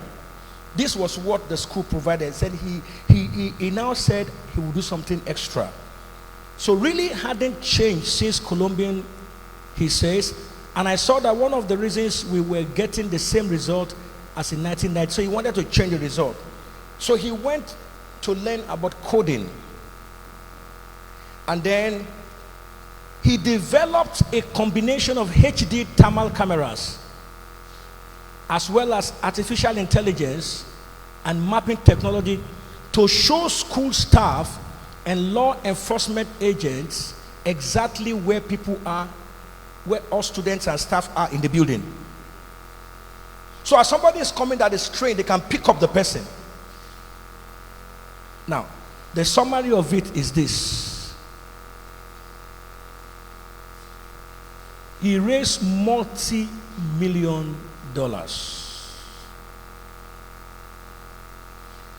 As I round up, take note of the following. The third P is Product Development Initiative. Leaders develop products. You can develop, maybe you're into fashion, you can develop styles. No matter, you can develop, you see, if you look at those who rule the world today, all of them either have a product or they have a services. You will never see a civil servant ruling the world.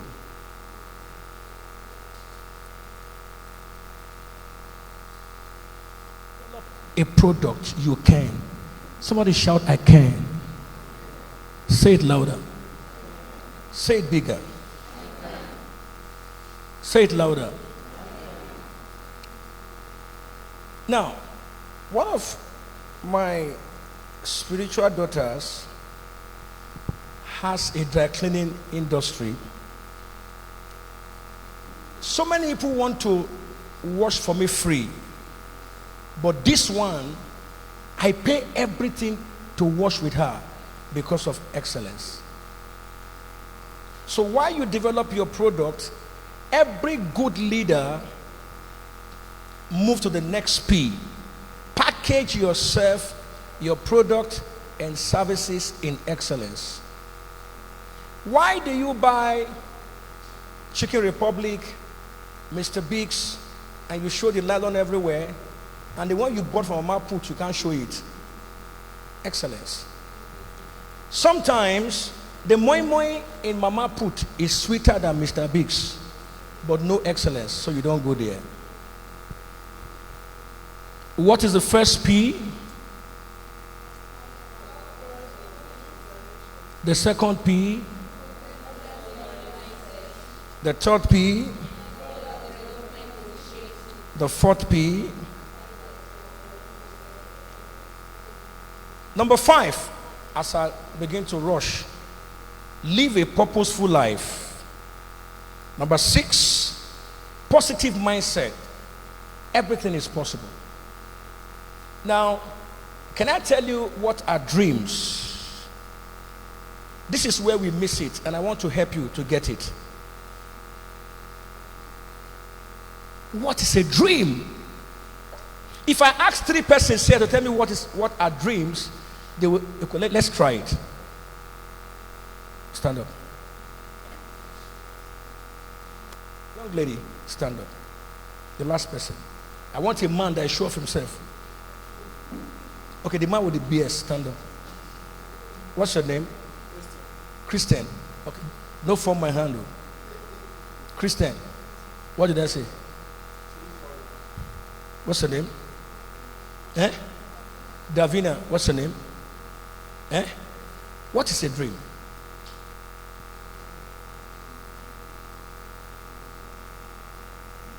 It's in the eyes of your class.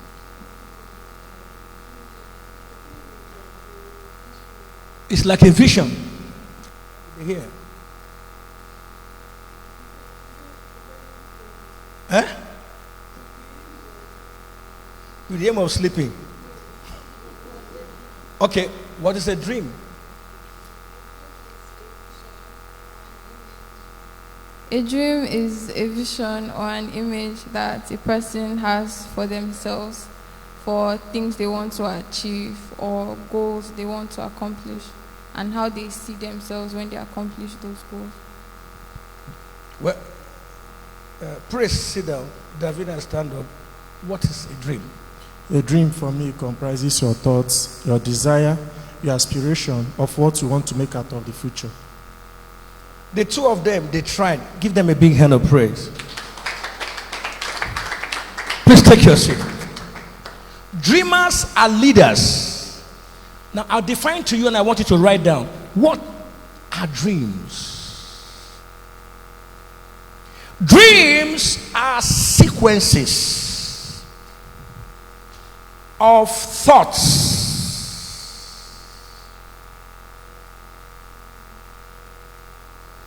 ideas, positive thoughts, great ideas, relevant imaginations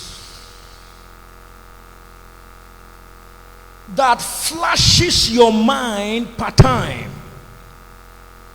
with the purpose of influencing a thing or changing an environment positively. Have you ever found yourself in this position where something came to your mind and you brush it away, and the same thing after a month or two, somebody is doing it in the same place, in the same environment, in the same place, and getting money? How many, if you have found yourself in that position, stand up. Any other person? Christian, stand up. That is, you had an idea. You have a hairstyle. You have a design. You have a thought that I can do this. Or somebody can do something like this here. And then you just left it. And in the same place, somebody else is doing it. And you are saying, but I got this idea now. You know what?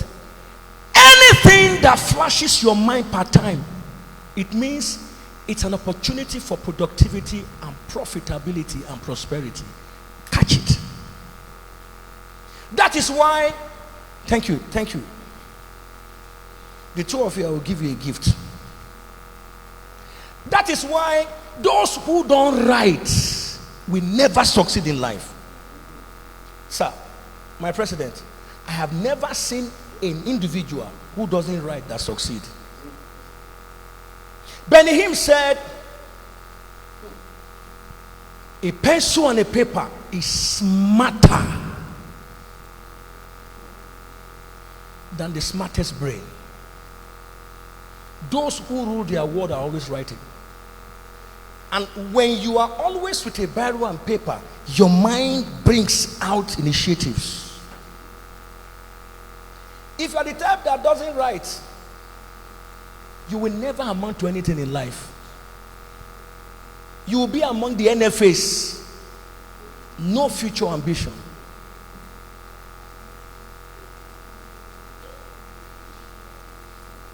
You must be a writer. You must be a thinker. Stop chatting. Start critical thinking.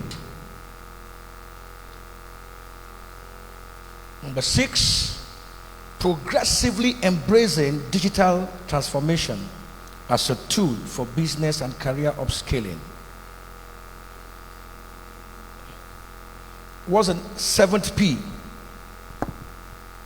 PQ.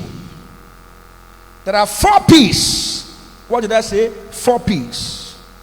The first P is productivity. Learn your life to be productive. Number 2,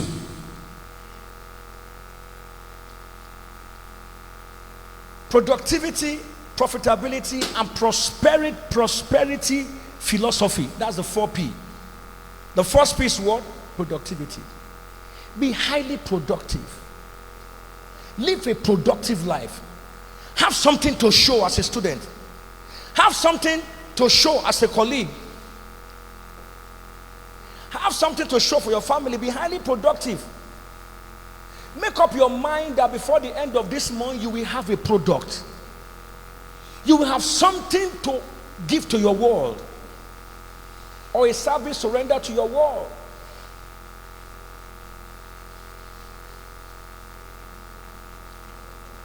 If you don't know what to do, start selling pure water from your village, from your community. It's as simple as start selling water. If there is nothing you are selling, they will soon sell you. Tell anybody there's nothing you are selling, they will soon sell you.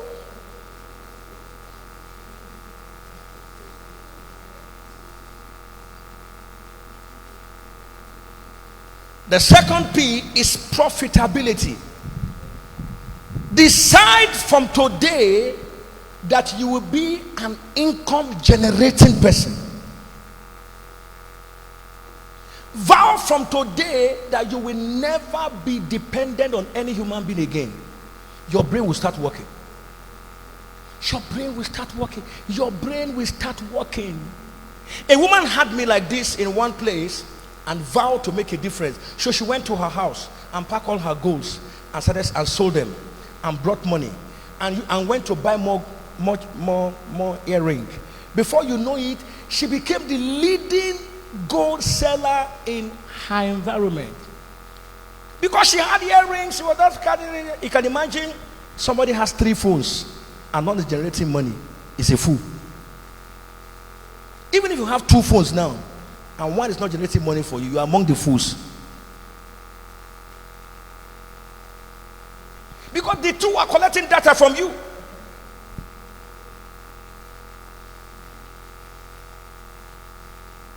I got iPhone, I got Samsung latest, I got Infinix, I got Pro Max. Nonsense.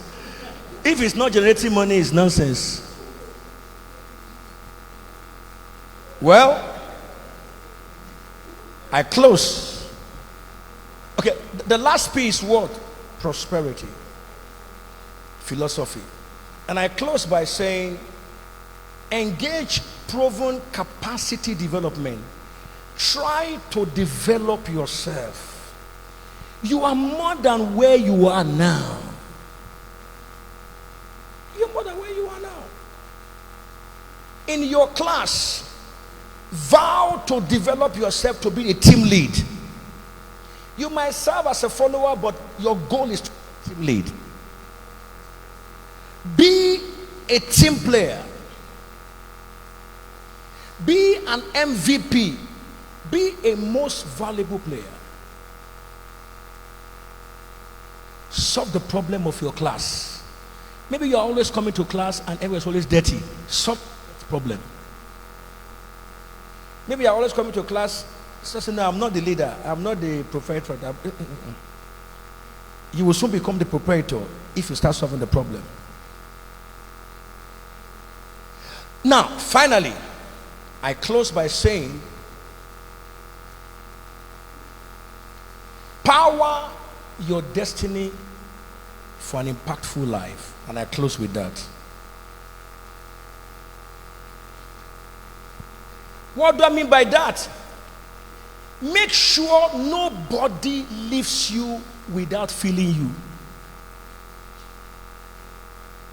A smile can make a difference. Make sure this school does not go without feeling your impact. They say, oh, we miss Davis. We miss Christian. We miss Praise. Let people that meet you miss you.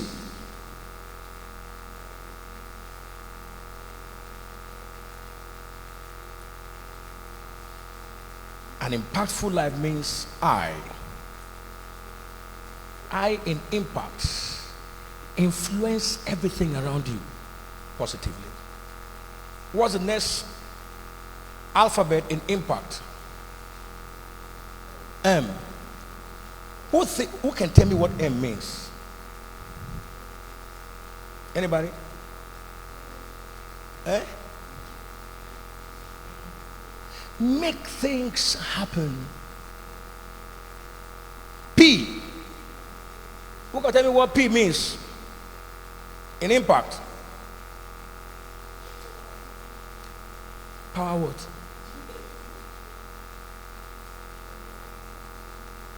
Impact. What does P mean in impact? A leader that will be a successful entrepreneur. P is productivity. Produce something for your community, your environment. What's the next thing? A. Yes, what's A in impact?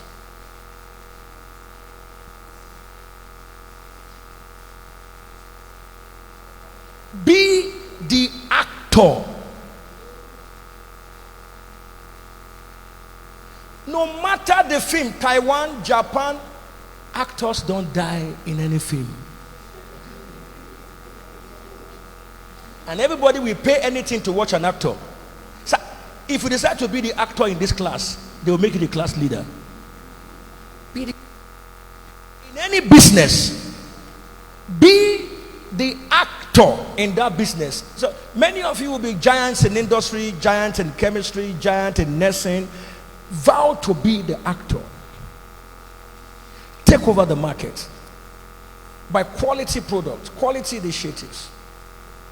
I entered your office. The statement I made is, don't despise the days of little beginning. I said it was 5 times. Don't despise the days of little beginning. Vow to be the actor. That is, as small as you are now, go for excellence. Go to the point that every of your students become first class. Then they will look for you in any village. Be the actor in the scene. What's the next alphabet? What is C?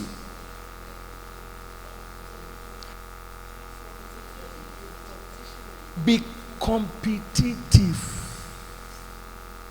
As an entrepreneur, let your products be competitive.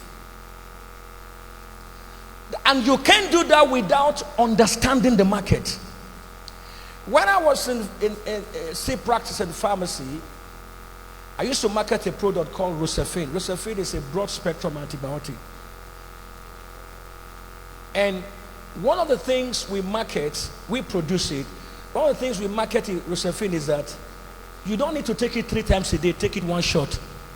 Now we discovered that most of the antibiotics that you give injection, you give it 3 times a day. So we came up with a product for my company that you give once in a day. And then to give you 24 hours, you will not need to take it without 24 hours. But if you give like Zinat, you give like Fortune, you have to give it minimum of 2 in a day. And you must give it before surgery, during surgery, and after surgery. So we came up with a product that you give once before surgery. It will take you through all the surgery, after surgery, so the patient is not jammed again until 24 hours. I sold that Rocephin like mad. Every bought it for me. What are the challenges with the design that people are wearing now? Create one that will solve those challenges. Nike, how many of you Nike? How many of you wear Nike sandals? Nike, what's it called? Shoes and all that. I mean, trainers. It came as a product of developing better sprint and comfortable shoes for sportsmen, and he has taken over the world. Just develop something better. Be competitive. And there's no way you can be competitive without understanding the market. What are your competitors doing that you can do better? All this pure water, it was D water. What is it? We were drinking before. What? Thai water. You know that water we were drinking before? You would tie it. Thank you very much. It was ice water, but somebody said no, it can be better. Say it can be better. What are the things that people are doing in your community that can make it better? Mr. Biggs discovered that, Chicken Report discovered that people like moi moi. So they started packaging their moi moi in plastics. Even me, at the Russian.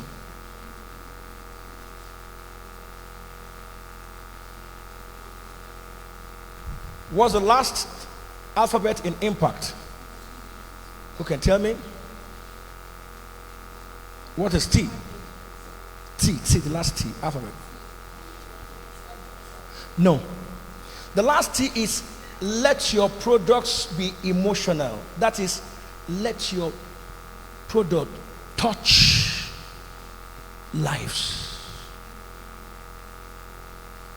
There's a wellness center that's one of my doctor's friend introduced me to about a month ago. I don't stop going there. If for nothing, the hibiscus tea there, and the fruits, the apple, I will take there. Once we arrive there, they first of all give you a bottle of water, alkaline water. The first time I got there, they first of all give me a bottle of alkaline water. I say, sure.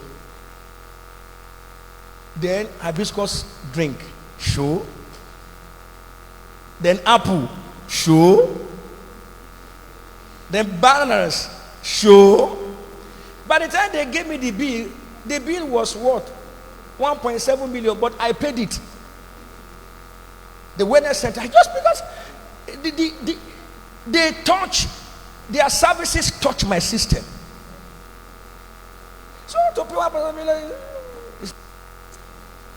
rise on your feet. If you can engage these leadership skills, you will take over the world. Because those who took over the world, these are just little of the secrets that they use. Can we reverse it? Number one, the first P. All the ladies, the first P. Haba. Productivity. It's not productivity. The first P. Power of observation. And I give you a project you must do in 14 weeks. What is the project? Observe your environment, observe your school, observe your system where you came from, the village where you came from. Observe your environment and create a product. By the second P, problem solving initiatives, mindset. The men, number 3.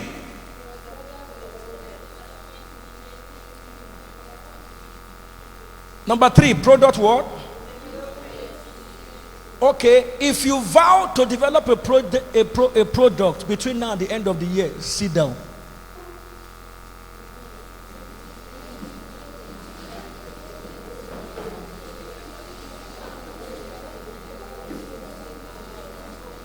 We will speak to him in outside. Doesn't understand what we are saying. Zona. Come. Tell us what I've just said. What's the third point? He said, if I vow to develop a product before the end of the year, we should sit down. And you don't want to develop a product. I've not vowed yet. So stand beside me here. He will stand here until we finish the program. Because you have to. What's the fourth? Okay, what's the fourth P? Wait! Oh my God, you have spoiled my show. Okay, what's the fourth P? Okay, what's the fifth P? Easy one to answer it now. You can imagine this your chain now. Now let's look at something. You see this guy is packaged. He even have a rosette. This rosette is produced by who? Who is Francisca? Where's Francisca? Come. Did you give them free of charge or they pay for it?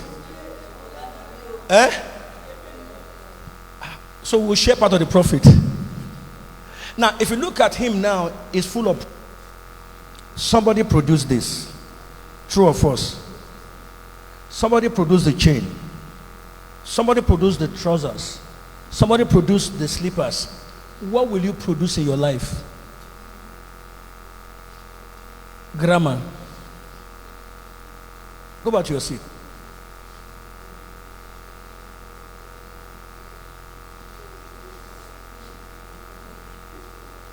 The fifth P is what?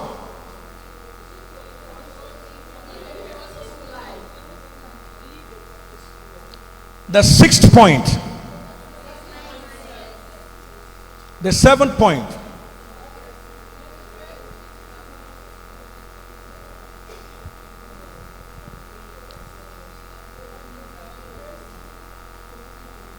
Thank you for listening. Have a wonderful day.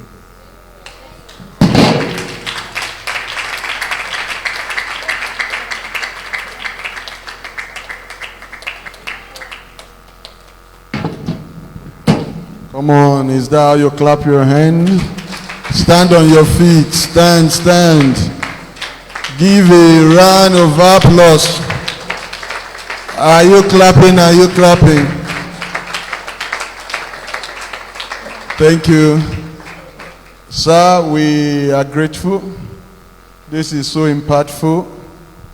While I was sitting down there, it's like this meeting should just come to an end so that I can rush into the town. There's so many money to catch there. I'm telling you. Take your seat. So much money to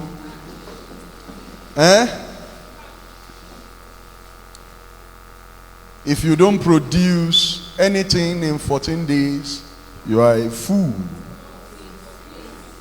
Yes, I'm hastening it. Let's be in a hurry. I'm pushing you forward. In 14 days, if in seconds the power of transformation. Yes, sir. I would not like to close this meeting without saying that this school should have an Entrepreneurs Day.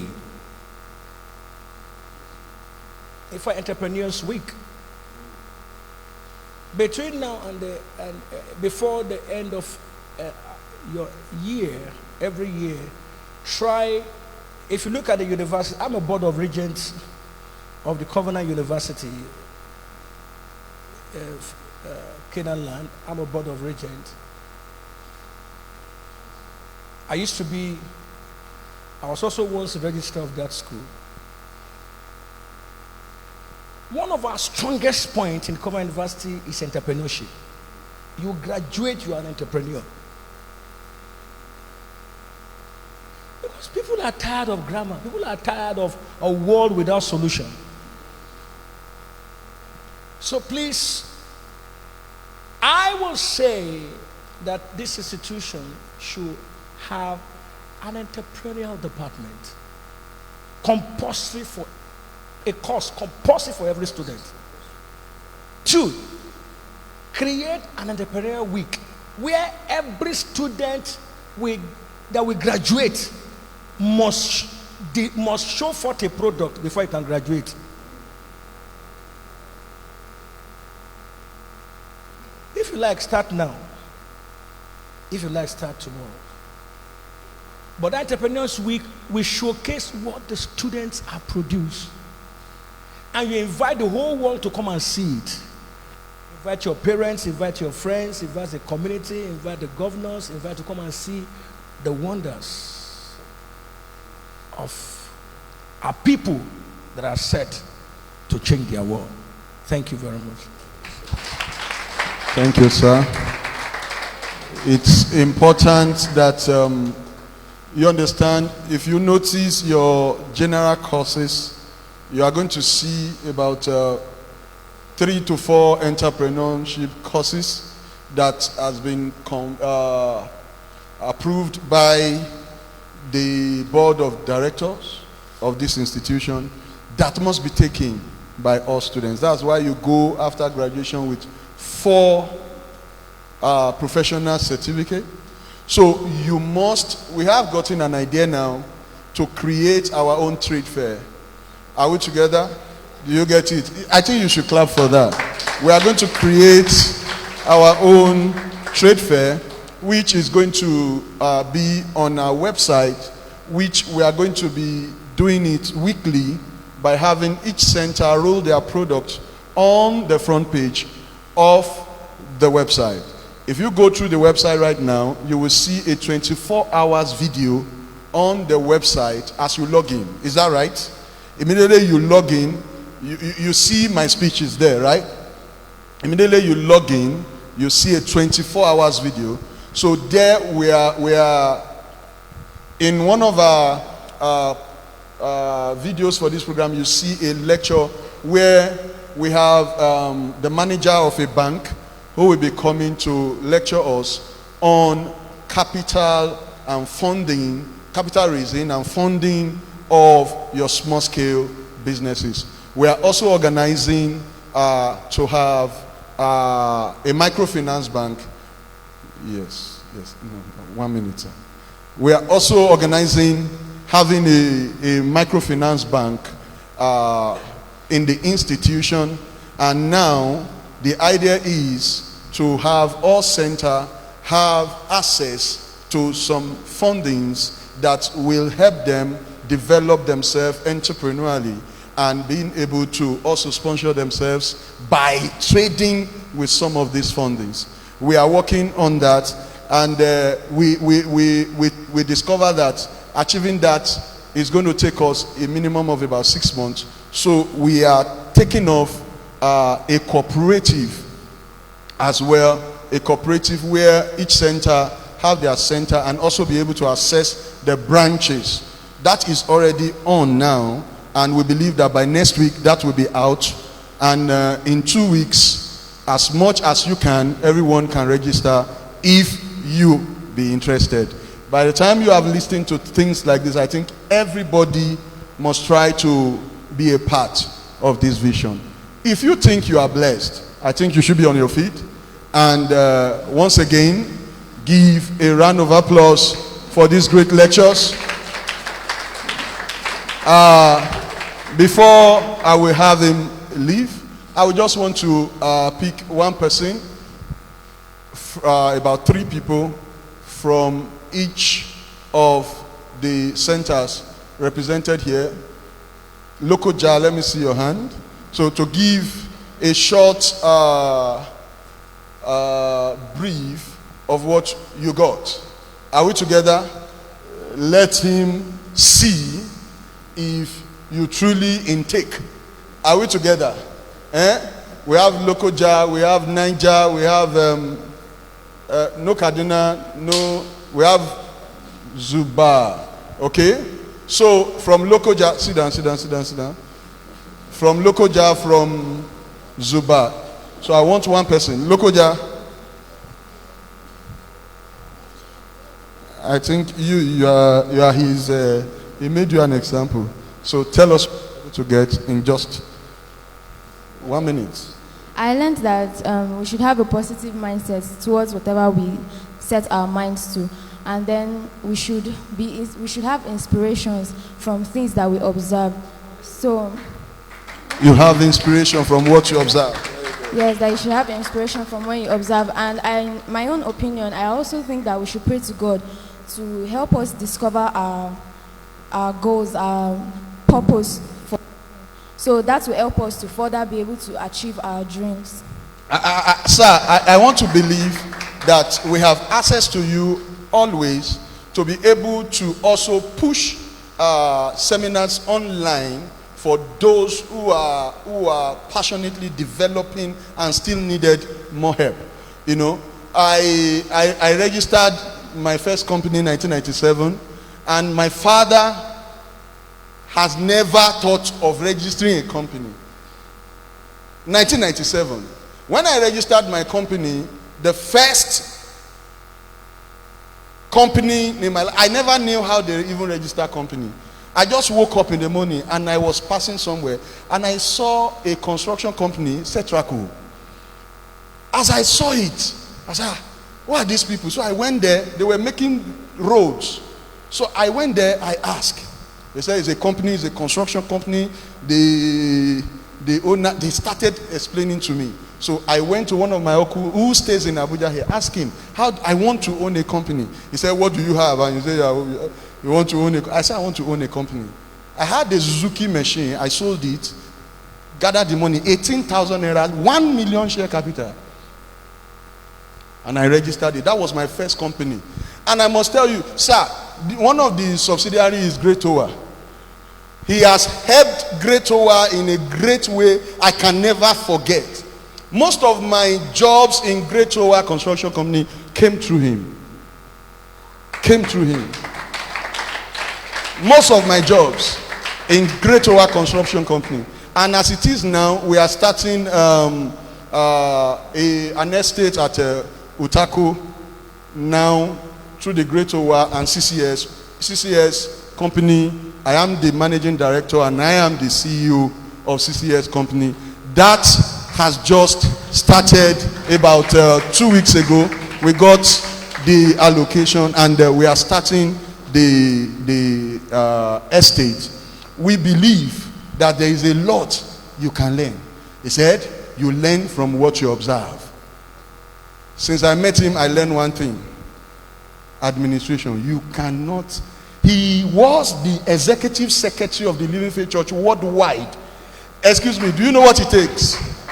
Executive secretary of the Living Faith Church worldwide. The third person in the cadre of the executive as far as that conglomerate is concerned. Excuse me, ordinary person know they get there. No be by mouth. He's one of the greater foster and imputer of idea for the administrative structure of that ministry. I know his impact. So I run to him to get books.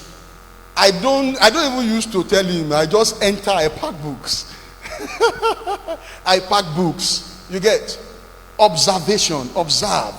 Many of us here, youths, one of the joy I have today by having him here is for you to know that there is nobody, anybody you see who accidentally arrive anywhere, who does not learn from anybody. Be afraid of them. They will soon collapse. Are you getting the point? You must have people you learn from. I must show you that I learn somewhere. You get it? I learn, and I keep learning. So whenever you are around and you have access to learning and you don't learn, it is a display of your level of foolishness. You must learn. It's important that you learn. You are not going to be here for so many years. You're soon going to be out of this place. We have some of you now. We still believe that some of you are writing final year exams now. You are still going for NYC service before the end of the year. You are going to be facing your life. Bye-bye to EGI. But the truth remains that your impact is what we will hear about and be boastful that you came out of this place. Are we together? She said, observation. Draw inspiration for what you see. That is to say, observe to develop ideas. Are we together? Zuba, Abuja. You, Koyakon. What have you learned? Very fast, very fast. Good evening, my fellow students. The first thing I take note of, number one, is be positive. Believe in yourself. Number two, don't let your family background determine your future.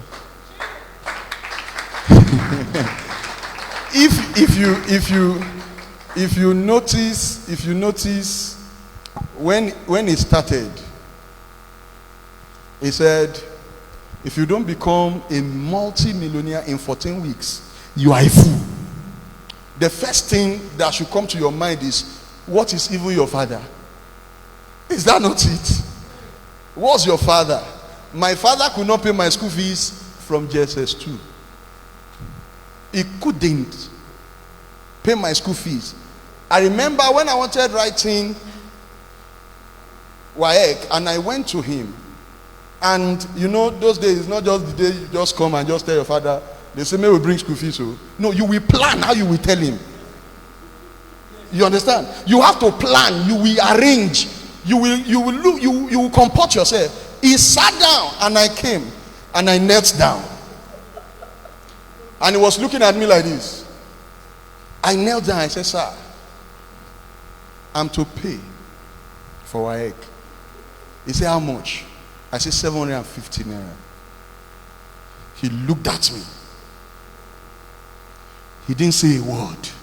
He was just looking at me. By the time I would raise my head like this to look at his face, I saw that tears was almost dropping from his eyes. So I stood up. My father is watching now. You get it?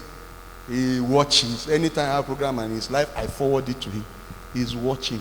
I told him, this is the last time I will ever approach you. He was a graduate before he gave birth to me. He wanted to train me. I had the best of primary school. He took me to the best.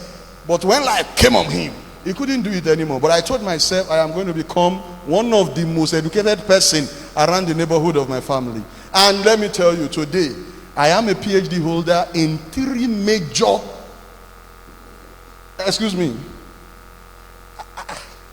a professor looked at me and said, how do you still have time to have outstanding performances? If you can sit down and forget about your background and rewrite the picture of your future, I think you can get there. Just round it up. Then the last one, because of time, there's nothing under the sun you can do without Jesus. That is having salvation. If you notice that in the message. Thank you. Thank you very much. All right. Niger. Good day to you. Is Kaduna not here? Kaduna? Good day to you, everyone. One of the best things that I learned here is that as a person, you need to stand on your feet to become a successful entrepreneur and have a mind to become one of the best successful entrepreneurs in the whole world. You must develop yourself, stand your ground, and become a successful entrepreneur. Can I say this before we close? See, never be satisfied. Are we together? Don't ever. His life is always a challenge. Anytime I go close, I observe. Why? Because it's like it's an ocean of too many things. Last week, or this week, it was this week, I was at his radio station where we did 5 years anniversary of the Mega Overflow radio station in Abuja here. I went there. When a man succeeds and you begin to see the trace on his children, you discover that he didn't succeed by crook. He succeeded by principle. And principles are teachable. Is somebody hearing that? Principles are teachable. So when you see a man who succeeds and cannot explain, it is not success. No. It only branched. It will soon relocate back to the original owner. Are you getting the point? It will soon relocate. His son is a multi-millionaire. Yeah? Young man. Some years back, he traveled with me and came to stay in my house. I said, what are you doing here? He said, I want to be here for 1 month. I said, David, what do you want? He said, I am seeing you. You see, you and daddy, you are the same. I want to learn. But so many of us are here. You have access to learning, you don't. He said, when you want to see the perfect example of a fool, just watch if he writes or not. The young man he brought out came out and could not mention a point. While I sat here, I was looking at him there. He wasn't writing anything. If he was writing, if he cannot remember the point, he will have the idea. What happens to you when you write is that the information goes through your system. It enters from your ears, processed through your mind, interpreted by your brain, before it becomes a character in your finger. So as it passes through that process, it becomes a mixture of your person, and you start acting. That's why even the Bible says, for faith cometh by hearing, and hearing, the entrance, give transformation. Stand up. We are going to say, Daddy, we love you. Sir, we have you as a father and a mentor here. And to all EGI students, you are a father. Whenever we need your help, we'll keep running to you. We believe in your love. We believe in your ministry. We also believe in your impact. And we just believe you are starting. You are just beginning. The nations of the earth is about to hear and see the fulfillment of the purpose of God for your life. It's going to be beyond what you have ever imagined. It's going to go beyond what the world has ever experienced. It's a tsunami. There is no stopping, and we will celebrate it. We love you. Thank you, sir. All right. Thank you. Thank you. Thank you. Madam Nelson, thank you. Thank you. Okay, thank you. All right. Prayers. How many of you believe in prayers? Academics, intellectual prose. How many believe in prayer? Now let me tell you something. Without God factor, you may hit it, but you can't sustain it. Without the God factor, you may hit it, but you can't sustain it. The rulers and the leaders of the world have two sources of power. Either the gospel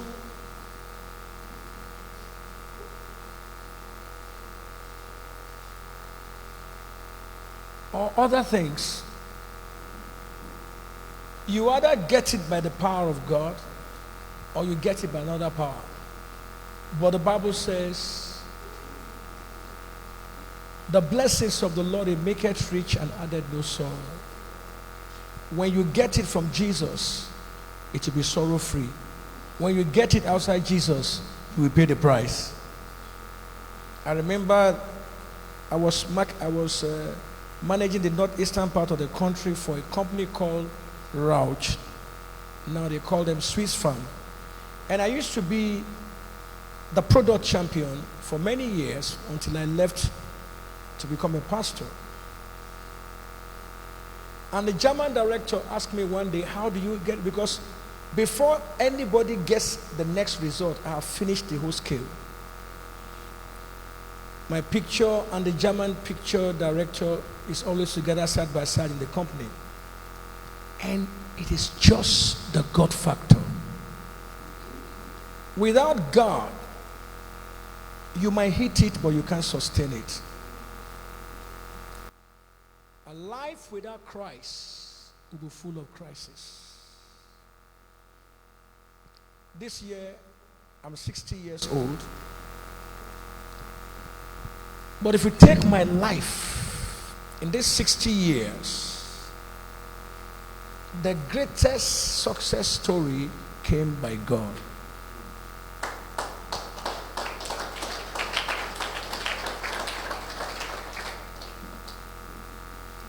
the success my children are enjoying today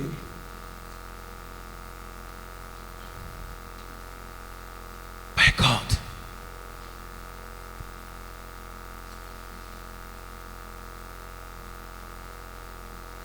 God can turn things around for you.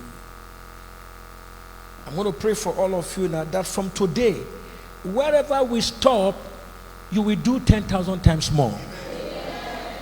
Your right hand upon your forehead. Heavenly Father, I lay the spirit of excellence, according to Daniel chapter 6, verse 3, upon all these children. From the faculty and the staff and the students, from today you are impacted with greatness. You are impacted with success. Every negative pattern, near success syndrome, 1 step forward, 7 steps backward, motion without promotion, activity without advancement, root of poverty, I hereby destroy it. What nobody has been able to achieve in the history of your family, you will achieve it. Every faculty member and staff here, I decree that you will see your children's children.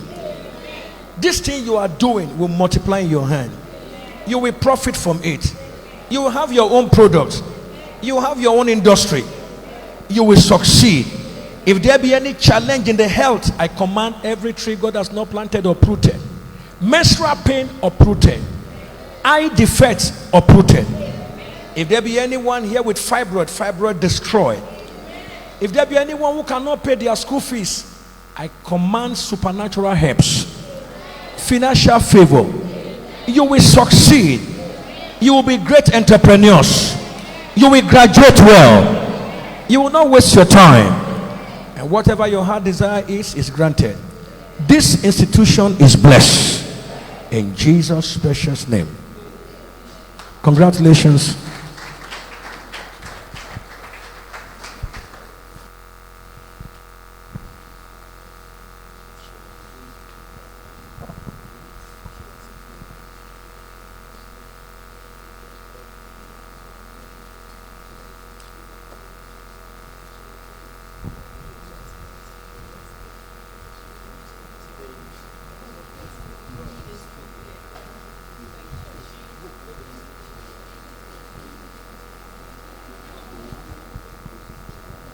Wow, that was really wonderful. And please let's have our seats so that we can have our closing prayer. It's very important. Yes, we are going to have our closing prayer. That was really powerful.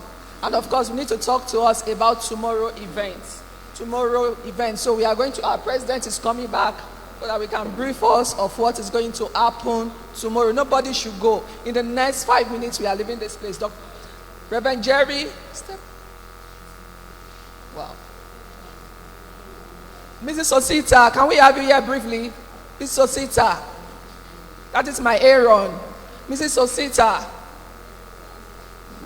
So tomorrow we are still going to have another section.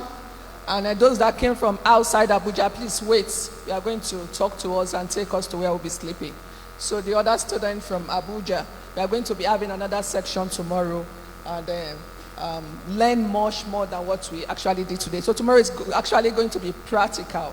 We are going to share ourselves into groups according to what you want and a desire to learn tomorrow. So tomorrow by 9 a.m. we are starting.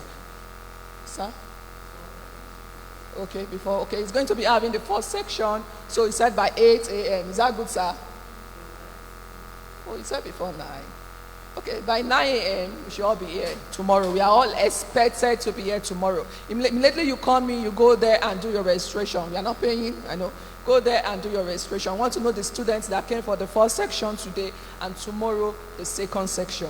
So please, thank you very much for coming. I know some of us have things doing, but this was really impactful. Is that also? This was really mind-blowing.